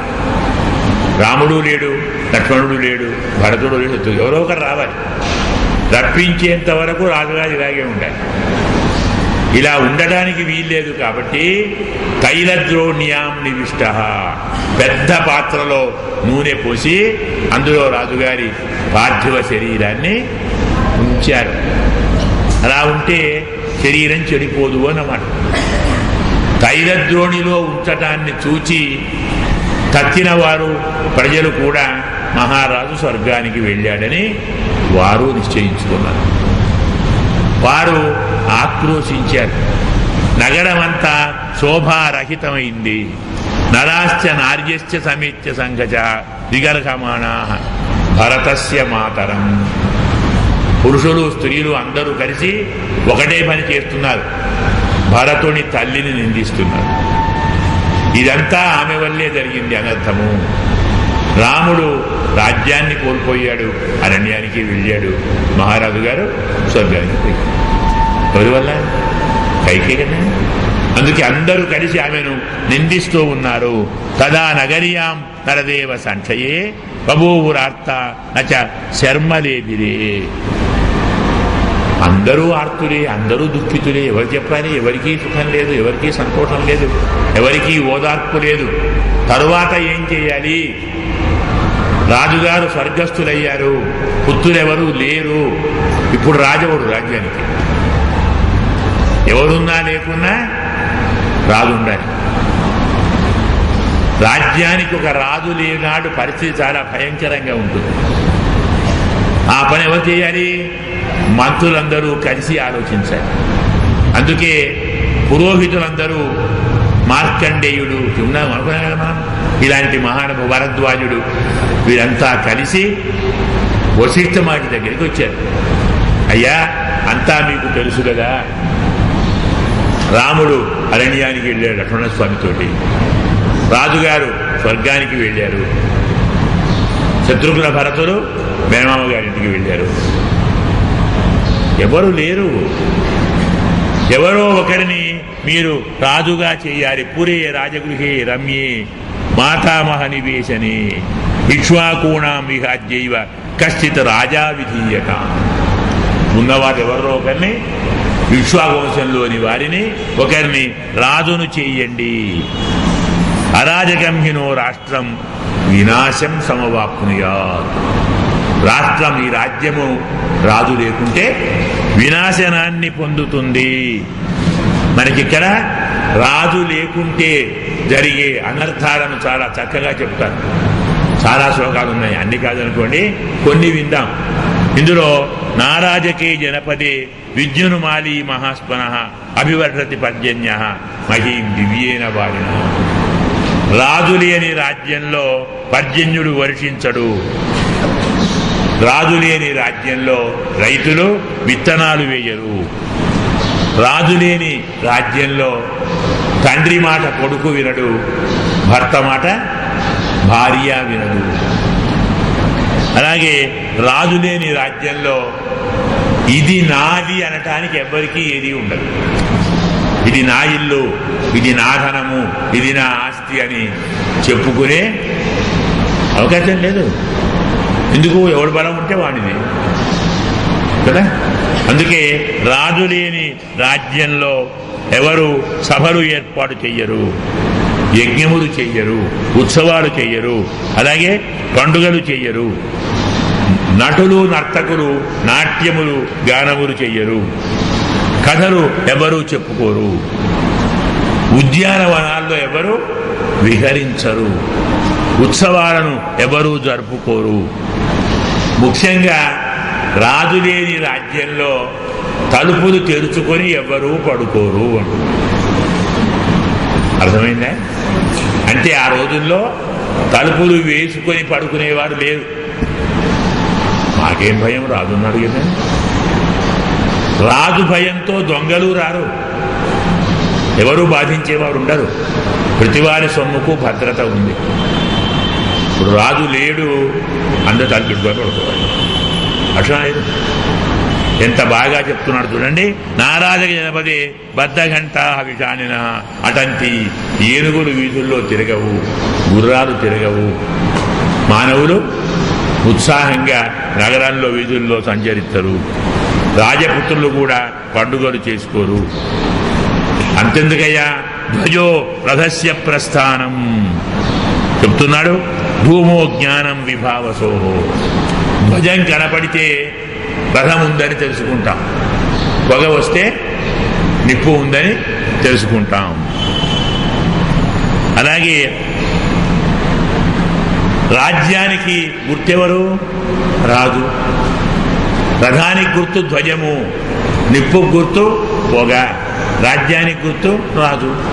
మరి అలాంటి రాజు లేకుంటే తేషాం యోనో ధ్వజో రాజా సదేవత్వమితో గతః. అందుకే రాజు లేని రాజ్యంలో పెద్ద చేప చిన్న చేపను తిన్నట్టుగా ప్రజలు పరస్పరం ఒకరినొకరు తినేస్తారు, చంపుకుంటారు, దోచుకుంటారు. ఇన్ని అనర్థాలు ఉన్నాయి కాబట్టి నీవు ఎవరినో ఒకరిని ఇక్ష్వాకు వంశంలోని వాడిని రాజును చేయవలసింది. ఈ ప్రార్థన విన్నటువంటి వశిష్ఠ మహర్షి అలాగే చేతాం. వారు అటు వెళ్ళారు, వీరిటు వెళ్ళారు, ఎవరూ లేరు. ఎలాగో రాముడు పిలిస్తే రాడు తెలుసు మనకు. భరతుని కబురంపుదాం. కేకయ రాజ్యానికి దూతను పంపి భరతుణ్ణి రప్పించి అతనితో కార్యక్రమాలు జరిపించి అతన్ని రాజుగా పట్టాభిషేకించేతాం అని వశిష్ఠ మహర్షి నిర్ణయించుకొని దూతలను పిలిచి వారికి దారి భత్యములన్నీ ఇచ్చి త్వరగా వెళ్ళి భరతుణ్ణి తీసుకొని రండి. అయితే ఇక్కడ జరిగిన దాన్ని దేన్ని చెప్పవద్దు.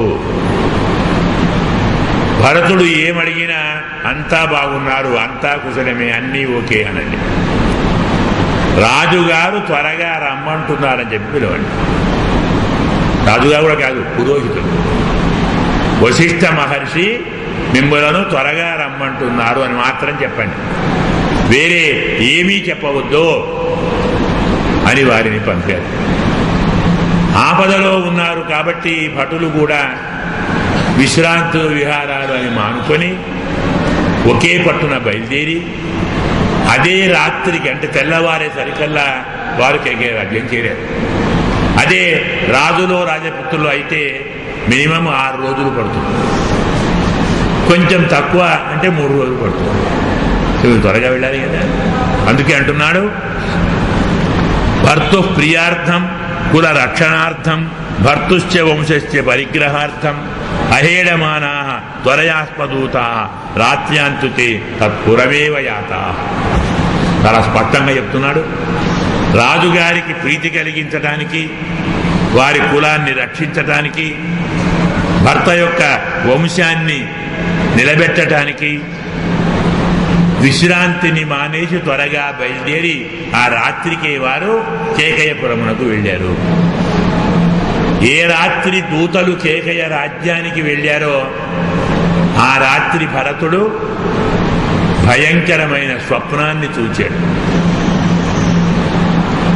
తెల్లవారుజామున లేచిన భరతుడు విషాదంగా ఉన్నాడు, చిన్నపోయి ఉన్నాడు. మరి మిత్రులు హితులు తక్కిన వారు ఎన్నో వినోదాలు విలాసాలు ఏదో చేస్తున్నారు, భరతుడు బాగుండటం లేదు, ఏమవుతుంది. చివరికి కొందరు అడిగారు, ఏమైంది, ఎందుకు ఇలా ఉన్నావు?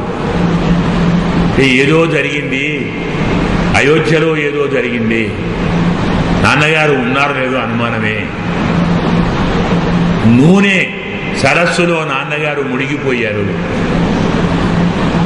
శ్మశానము పొగలో కప్పిపోతున్నారు, చేతులతో నూనె తాగుతున్నారు.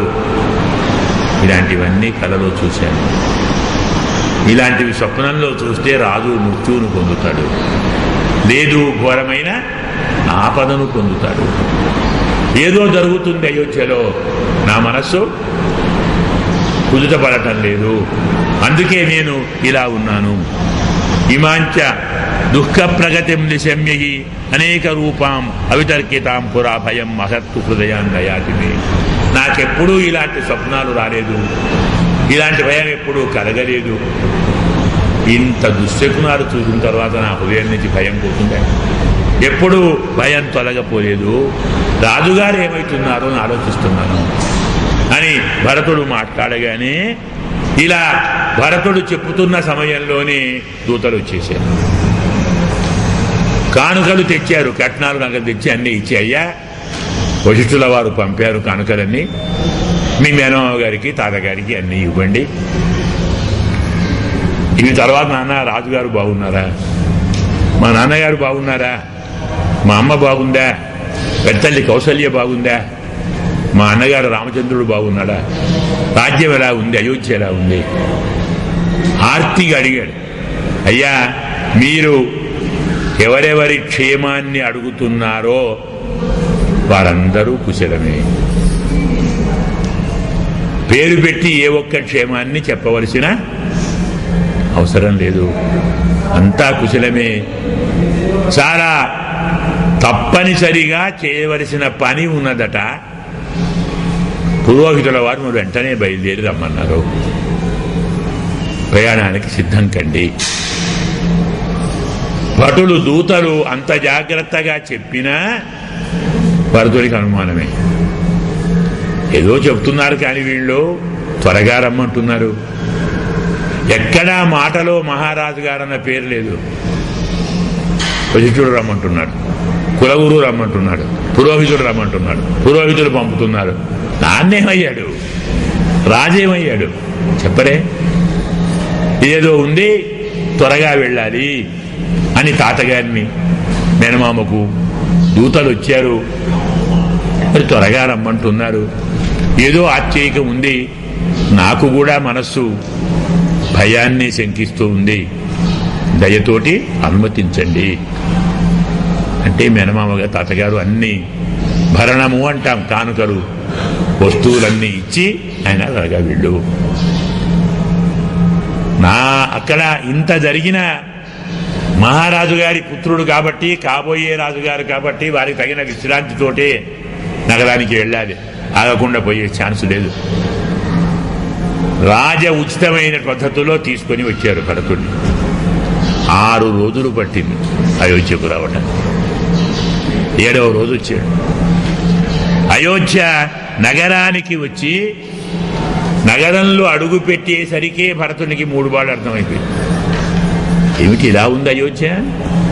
శ్రీహీన, శోభ లేదు, ఉత్సవం లేదు, ఎవరూ మనుషులు కనపడటం లేదు వీధులలో, ఎవరు ఆటలు పాటలు లేవు, సంగీతం లేదు, వాద్యం లేదు, నాట్యం లేదు, దేవాలయాల్లో పూజలు లేవు, వీధులకు ముగ్గులు లేవు. ఏమిటి ఇలా ఉంది? అయోధ్య భర్తృహీనేవ ప్రతిపాతిమే అంటాడు భరతుడు. భర్త లేని స్త్రీలాగా అయోధ్య అలంకారం లేకుండా ఉంది. ఏం జరిగింది? భటులు మాట్లాడారు. మాట్లాడకూడదు, వారికి ఆజ్ఞ అది.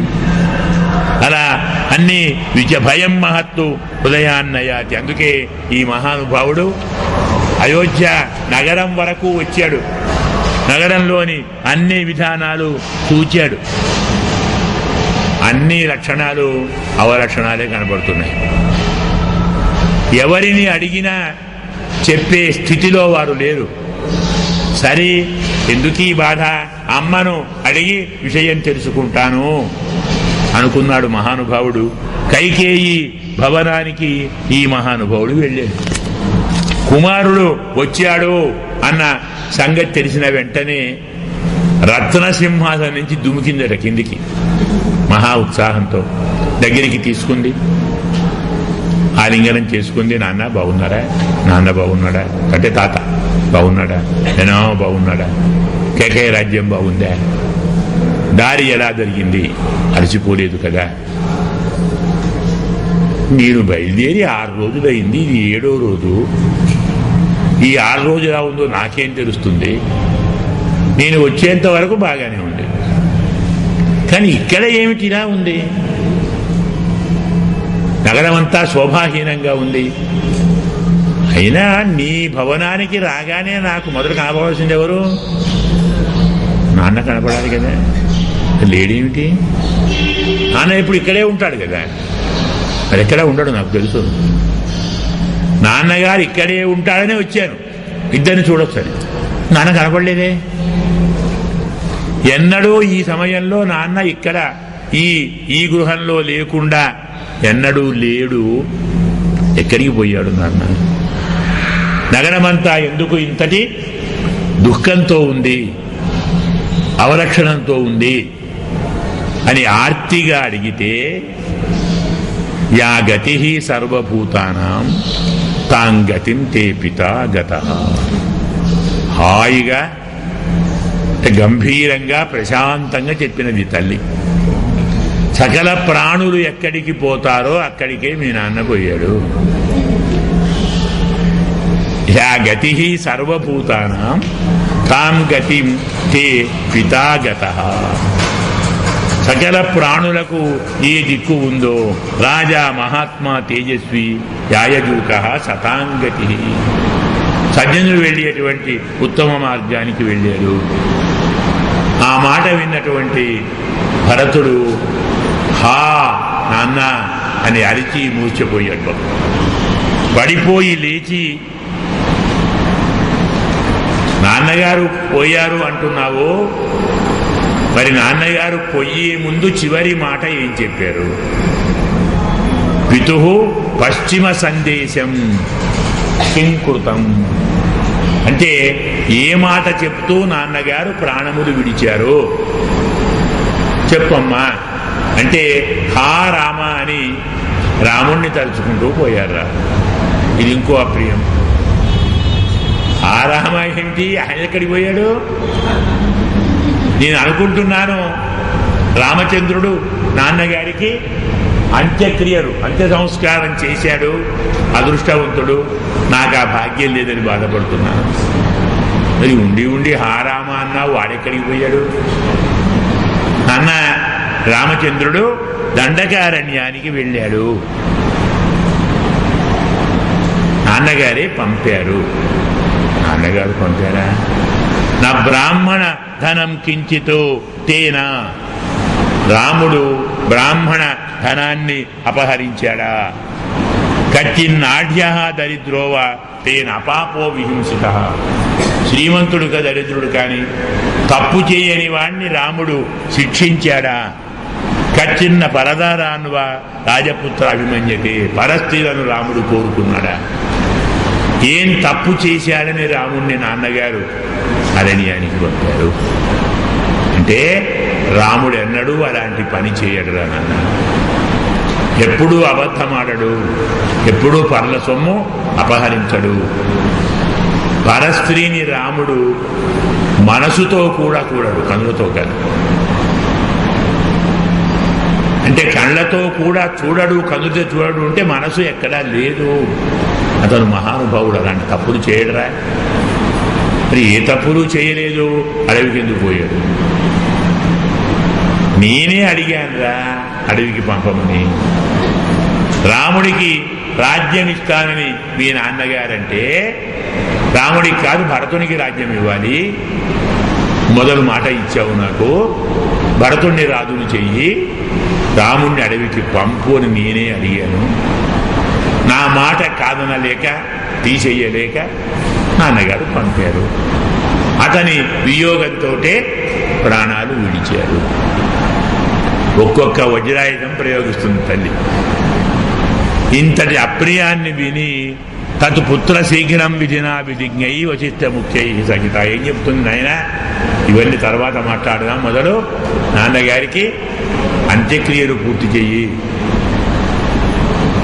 16 రోజులు ఆశౌచం తొలగిపోతే వెంటనే రాజుగా పట్టాభిషేకం చేసుకో, తరువాత అన్నీ కదులుకుంటాయి, మాట్లాడదాం.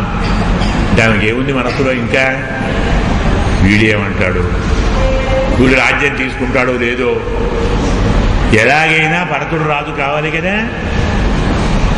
ఇలా కైక మాట్లాడితే శృత్వాస పరివృత్తం సహా భరతుడు కోపంతో దుఃఖం మే దుఃఖం అకరోహో రుణే క్షారమివాదగా. ఒక దుఃఖం కాదు, దుఃఖంలో దుఃఖం, దుఃఖంలో దుఃఖం పెడుతున్నావు కదమ్మా. పుండులో కారం చల్లుతున్నావు నీవు. రుణే క్షారమివాదదా, నీవు పుండులో కారం చల్లుతున్నావు. ఈ మొత్తం కులం నాశనం చేయటానికి నీవు కాలరాత్రిలాగా వచ్చావు. కులాన్ని ఉద్ధరిస్తావని నిన్ను నాన్నగారు వివాహం చేసుకున్నారు. మోహంతో రాజుగారు నిన్ను ప్రియురాలవని చేపట్టారు. ఆ నీవు భర్త యొక్క ప్రాణాలు తీసుకున్నావు. తీవ్ర దుఃఖాభిసంతప్త వృత్తో దశరథ. ఇంతటి పుత్రశోకంతో నాన్నగారు ప్రాణాలు విడిచిపెట్టారా? నేను ఇప్పుడు చెబుతున్నాను, నేను కూడా నీ కోరిక తీర్చను. నేను రాజుగా కావటం కల్లా, నేను రాజుగా అయితే నీలాగా నేను కులపాంసనున్నవుతాను, కులాన్ని నాశనం చేసిన వాడిని అవుతాను.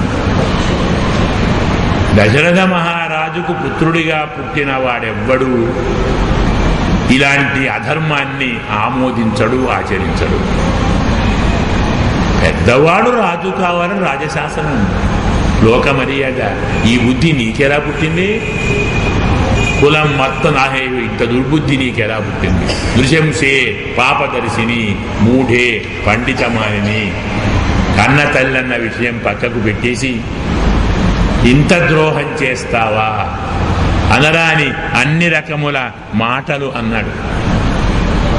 ఎన్ని రకముల నిందించాలో అన్ని రకముల నిందను చేశాడు. కౌసల్యాచ సుమిత్రాచ యాశ్చాన్యమో మాతరః దుఃఖేన మహతావిష్టా త్వాం ప్రాప్య కుల దూషణీ. కులాన్ని పాడు చేసే నిన్ను పొంది కౌసల్య సుమిత్ర ఎంత దుఃఖాన్ని పొందారు. ఈ పాపానికి నీవే కదా కారణం. ఇంత మహాపాపాన్ని నీవు చేశావు.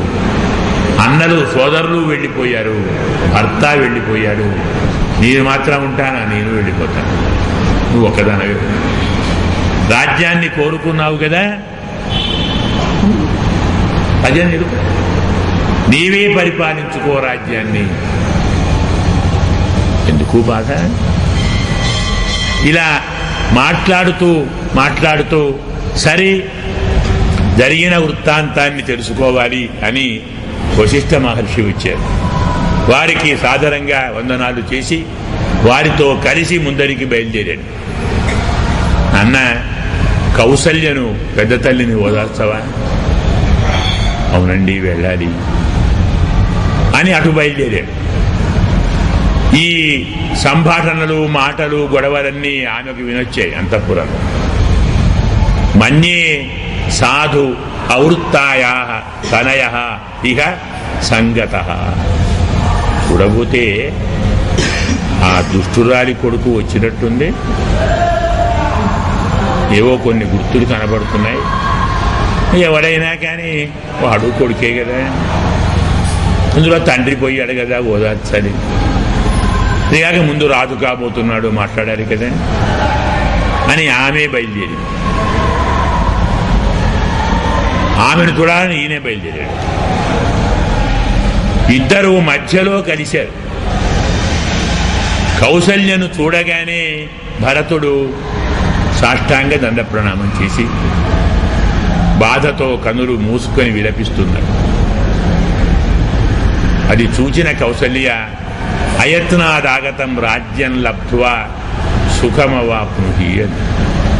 అన్న, ఏ కష్టము లేకుండా, ఏ ప్రయత్నము లేకుండా రాజ్యం వచ్చింది కదో, దాన్ని పొంది హాయిగా ఉండు. ఎలాంటి మాట అండి అది?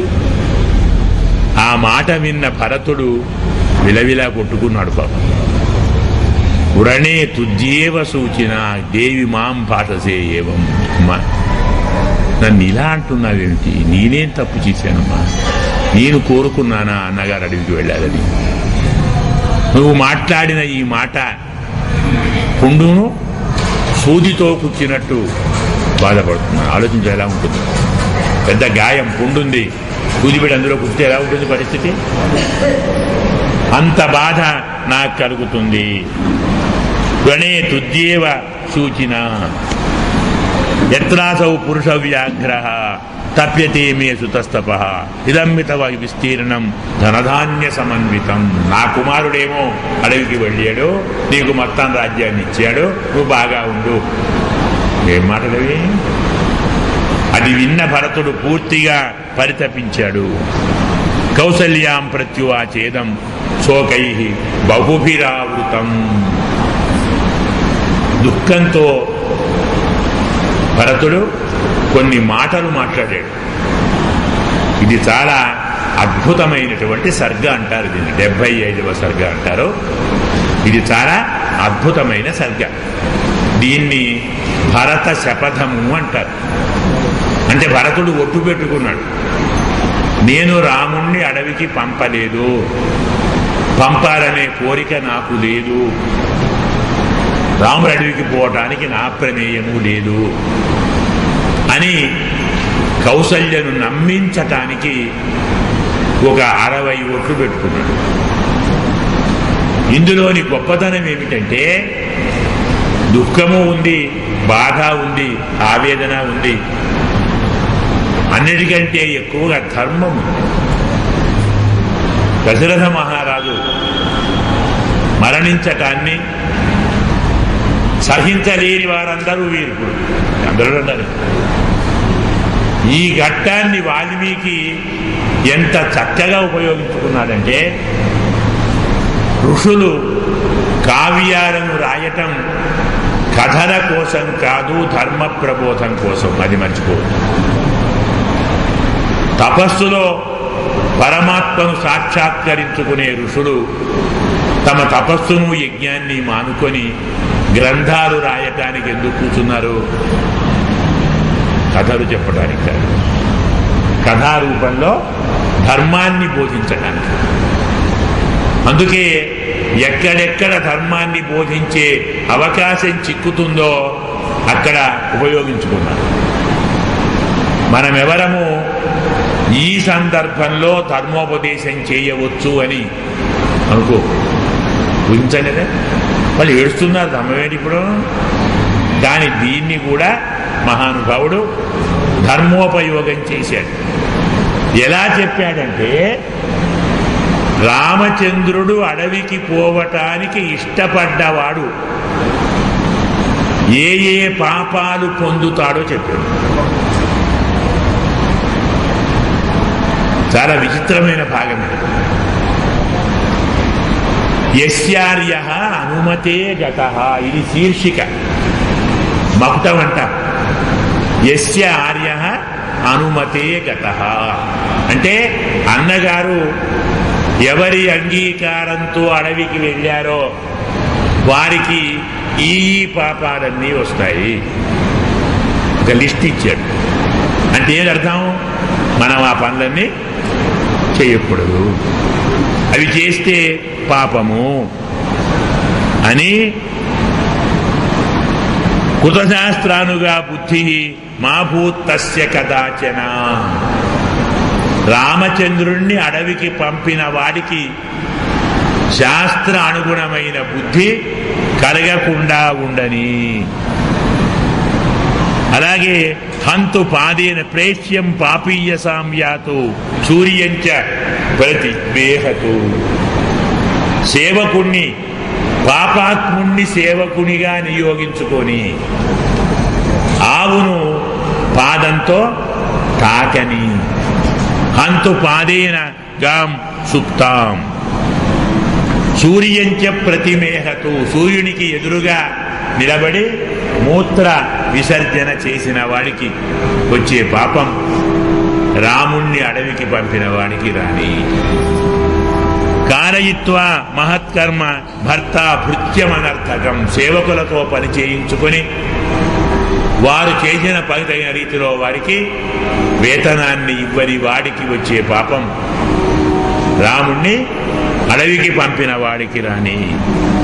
బలిషడ్భాగముద్ధృత్య నృపస్య ఆరక్షితో ప్రజా.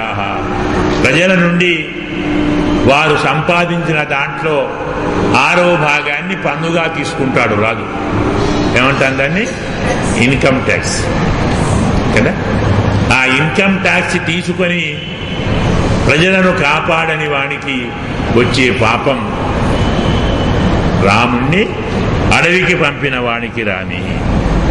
ధర్మాన్ని ఏమాత్రము ఆచరించని వాడికి ఎలాంటి పాపం వస్తుందో ఆ పాపము రాముణ్ణి పంపిన వాడికి రాని.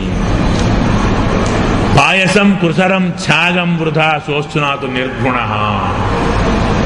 రుచికరమైన భోజనం చేతిలో పెట్టుకొని అది కావలసిన వారు ఎదురుగా కూర్చొని ఉంటే వారందరూ చూస్తూ ఉండగా వారికి ఎవరికీ పెట్టకుండా ఒకడే తింటే ఏ పాపం వస్తుందో అది రాముణ్ణి పంపిన వాడికి కానీ. తెలుసా ఏ పాపం వస్తుందో? రుచికర పదార్థం మన చేతిలో ఉన్నప్పుడు, మన ముందర కొందరు కూర్చొని ఉన్నప్పుడు అందులోని భాగం కొంత వారికి ఇచ్చి తాను తినాలి. పొరపాటున ఇవ్వకుండా తింటే అలాంటి వానికి కుంభీపాకం అనే నరకం వస్తుంది. కుంభీపాకం అంటే ఈ శరీరాన్ని నూనెలో గోరిస్తారు. పకోడీ మిర్చి గోరిస్తామే అలా వీడిని పట్టుకొని ఇలా ముంచి బాగా చూసి గోలాడా ఇంకోసారి ముంచి తీస్తారు. ఆ నూనెలో ఉడికించడాన్ని కుంభీపాకం అంటారు. నలుగురికి పెట్టకుండా తిన్నవాడికి వచ్చే శిక్ష నరకం అని. అది రాని అంటున్నాడు. అలాగే స ఏకః మృష్టమస్నాత్ అనవాప్య క్రియాం ధర్మ్యాం యస్యార్య అనుమతే గతః.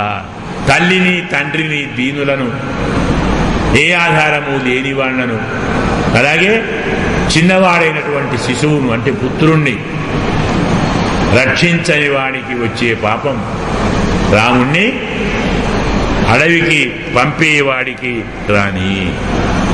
ఇలా చాలా పాపాలు చెప్పారు. కొంచెం చెప్పుకుంటే మనకు కూడా భయం అవుతుంది కదా, అమ్మో ఇన్ని తప్పులు మనం చేస్తున్నామా, ఇవన్నీ మనకే వస్తాయా? ఇందులో సగమైన మనం చేసే ఉంటాం, బుద్ధివంతులమేం కాదు కదా. అయితే కొన్ని తెలిసి కొన్ని తెలియక చేస్తుంటాం. అంటే భరతుడు తాను నిర్దోషిని, నాకిందులో ఎలాంటి ప్రమేయం లేదు, రాముణ్ణి అడవికి పంపటం నేను ఎన్నడూ కోరుకోలేదు. ఈ విషయంలో కౌసల్యకు నమ్మకం కలగటానికి ఇలా మాట్లాడు. ఇవన్నీ విన్నటువంటి కౌసల్య, ఏమిటి నాన్న, అసలే బాధపడుతున్నటువంటి మాన్ని మమ దుఃఖమిదం పుత్ర భూయస్సముపజాయతే శపథై జపమానోహి ప్రాణాన్ ఉపరుణత్సి. ఇన్ని ఒట్లు పెట్టుకొని నా ప్రాణాలను నువ్వే ఆపేస్తున్నావురా, ఊపిరాగిపోతుంది. నేనేదో బాధతో అన్నానేమో, దానికి ఇన్ని ఒట్లు పెట్టాలా అని పిల్లవాడిని దగ్గరికి తీసుకొని ఒడిలో కూర్చోబెట్టుకొని అతన్ని ఓదార్చినది కౌసల్య. తమేవం శోక సంతప్తం భరతం కేకయీసుతం ఉవాచవదతాం శ్రేష్ఠ వశిష్ఠ శ్రేష్ఠవాగ్ ఋషి. దీని తర్వాత వశిష్ఠ మహర్షి మహానుభావుడు, చక్కగా మాట్లాడేటువంటి వాడు, నాన్నగారు స్వర్గానికి వెళ్ళారు, ఇప్పటికే చాలా రోజులైంది, అంత్య సంస్కారం అనేది నీవు జరపాలి, మరి నీవే జరపాలి అని చెప్పి అతన్ని తరువాతి కర్తవ్యానికి ముందరికి తోశాడు, అంటే నియమించాడు. గురువుగారి ఆజ్ఞతో, వశిష్ఠ మహర్షి యొక్క ఆజ్ఞతో అతని పౌరోహిత్యంలో భరతుడు తండ్రి గారికి అంత్య సంస్కారములు చక్కగా చేశాడు. కృత్వోదకంతే భరతేన సార్థం రూపాంగన మంత్రి పురోహితాశ్చ. చూసారా, భరతుడు దశరథునికి తర్పణం ఇచ్చాడు. కృత అంగనాహ, అతని భార్యలు కూడా తర్పణాన్ని ఇచ్చారు, మంత్రులు ఇచ్చారు, పురోహితులు ఇచ్చారు. రూపాంగనాహ మంత్రి పురోహితాశ్చ పురం ప్రవిశ్య అశ్రుపరీత నేత్ర. కన్నీరుతో వారంతా నగరంలోకి ప్రవేశించి 10 రోజులు అప్పటి నుంచి, అంతే కదా, దహనం ఎప్పుడైతే అప్పటి రోజులు ఉండదు, అందువల్ల 10 రోజులు అక్కడ వారు గడిపారు. ఇలా 10 రోజులు అయిపోయిన తరువాతి కార్యక్రమాన్ని కూడా పూర్తి చేసి బ్రాహ్మణులకు బాగా ధనమును అన్నమును పుష్కలంగా ఇచ్చి వస్త్రములను గోవులను దానం చేసి తరువాత నాన్నగారి అస్థి సంచయనం చేశారు. అస్థి సంచయనం చేస్తున్నప్పుడు అప్పటిదాకా ధైర్యంగా ఉన్నటువంటి భరతుడు మనసును చిక్కబట్టుకోలేకపోయాడు. నాన్నగారి అస్థి సమూహాన్ని చూచి మూర్ఛపోయాడు, పడిపోయాడు. అతన్ని చూసి శత్రుఘ్నుడు దగ్గర ఉండి మరీ ఓదార్చి మరీ తీసుకొని వచ్చాడు. వశిష్ఠ మహర్షి భూతగతిని బోధించాడు. నాన్న, ఆయనే కాదు, పుట్టిన ప్రతివాడు మరణించి తీరవలసిందే. మరణించిన ప్రతివారికి దహనం తప్పదు. దహనం జరిగితే మిగిలేవి అస్తులేవు. వాటిని తీర్థములో కలిపి ఆ వ్యక్తికి ఉత్తమ గతిని అందించవలసిన బాధ్యత పుత్రునిగా నీది. ఇప్పుడు నీవు దుఃఖంతో విలపించి జరిగేటువంటి కార్యక్రమాన్ని ఆపకు. ఇలా వశిష్ఠ మహర్షి ఓదార్స్తే ఉత్తితౌతౌ హరవ్యాఘ్రౌ ప్రకాశైతే యశస్వినవు. గురువుగారి ఓదార్పుతో వారు దుఃఖం నుండి, మూర్ఛ నుండి వారు లేచారు. కన్నీరు కారుస్తూ అంతఃపురానికి వెళ్ళారు. మంత్రులు తనయు చాపరా క్రియా, ఇంకా చేయవలసిన పనులు చాలా ఉన్నాయి కాబట్టి వారిని మంత్రులు తొందర పెట్టారు. మొదలు రాజు కావాలి కదా, ఎవరు లేడు ఇప్పుడు రాజు. అన్ని రాజులు వశిష్ఠుడే, అందరూ ఆయన చెప్పినట్టే వినారు. రాజపురోహితుడు కాబట్టి అథ యాత్రాం సమీహంతాం శత్రుఘ్న లక్ష్మణానుజ భరతం శోక సంతప్తం ఇదం వచనం అబ్రవీత్. కార్యక్రమం పూర్తి అయిన తరువాత భరతుడు శత్రుఘ్నుడిని ముందర పెట్టుకొని, మా తల్లి యొక్క దుష్కృత్యం వల్ల ఇంత అనర్థం జరిగింది. రాజ్యానికి రాజు లేకుండా అయ్యాడు. రాజ్యంలోని ప్రజలెవరూ సుఖ సంతోషాలతో లేకుండా ఉన్నారు. ఇలా మాట్లాడుతూ ఉంటే అక్కడి నుంచి మందర పోతూ ఉంటుంది. శత్రుఘ్నుడు చూచాడు మందర, విన్నాడు ఎవరి వల్ల జరిగిందో. అమాంతం పరిగెత్తి ఆమె జుట్టు పట్టుకొని లాగాడు. ఈడ్చుకుంటూ వెళ్ళాడు కొట్టుకుంటూ. భరత కాపాడు, ప్రాణాలు తీస్తున్నాడు, రక్షించు రక్షించు మొత్తుకుంది. భరతుడు చూచి, విడిచిపెట్టు, నేనే చంపేవాడిని. మందరనే కాదు, కైకను చంపేవాడిని. రాముడు నాతో మాట్లాడాడని మానేశాడు. మాతృఘాతకుడని రాముడు నా ముఖం చూడడు, నాతో మాట్లాడడు. అందుకే కైకను వదిలిపెట్టారు. ఇప్పుడు మందరను శిక్షించిన స్త్రీని బాధించాడని రాముడు మనతో మాట్లాడాడు.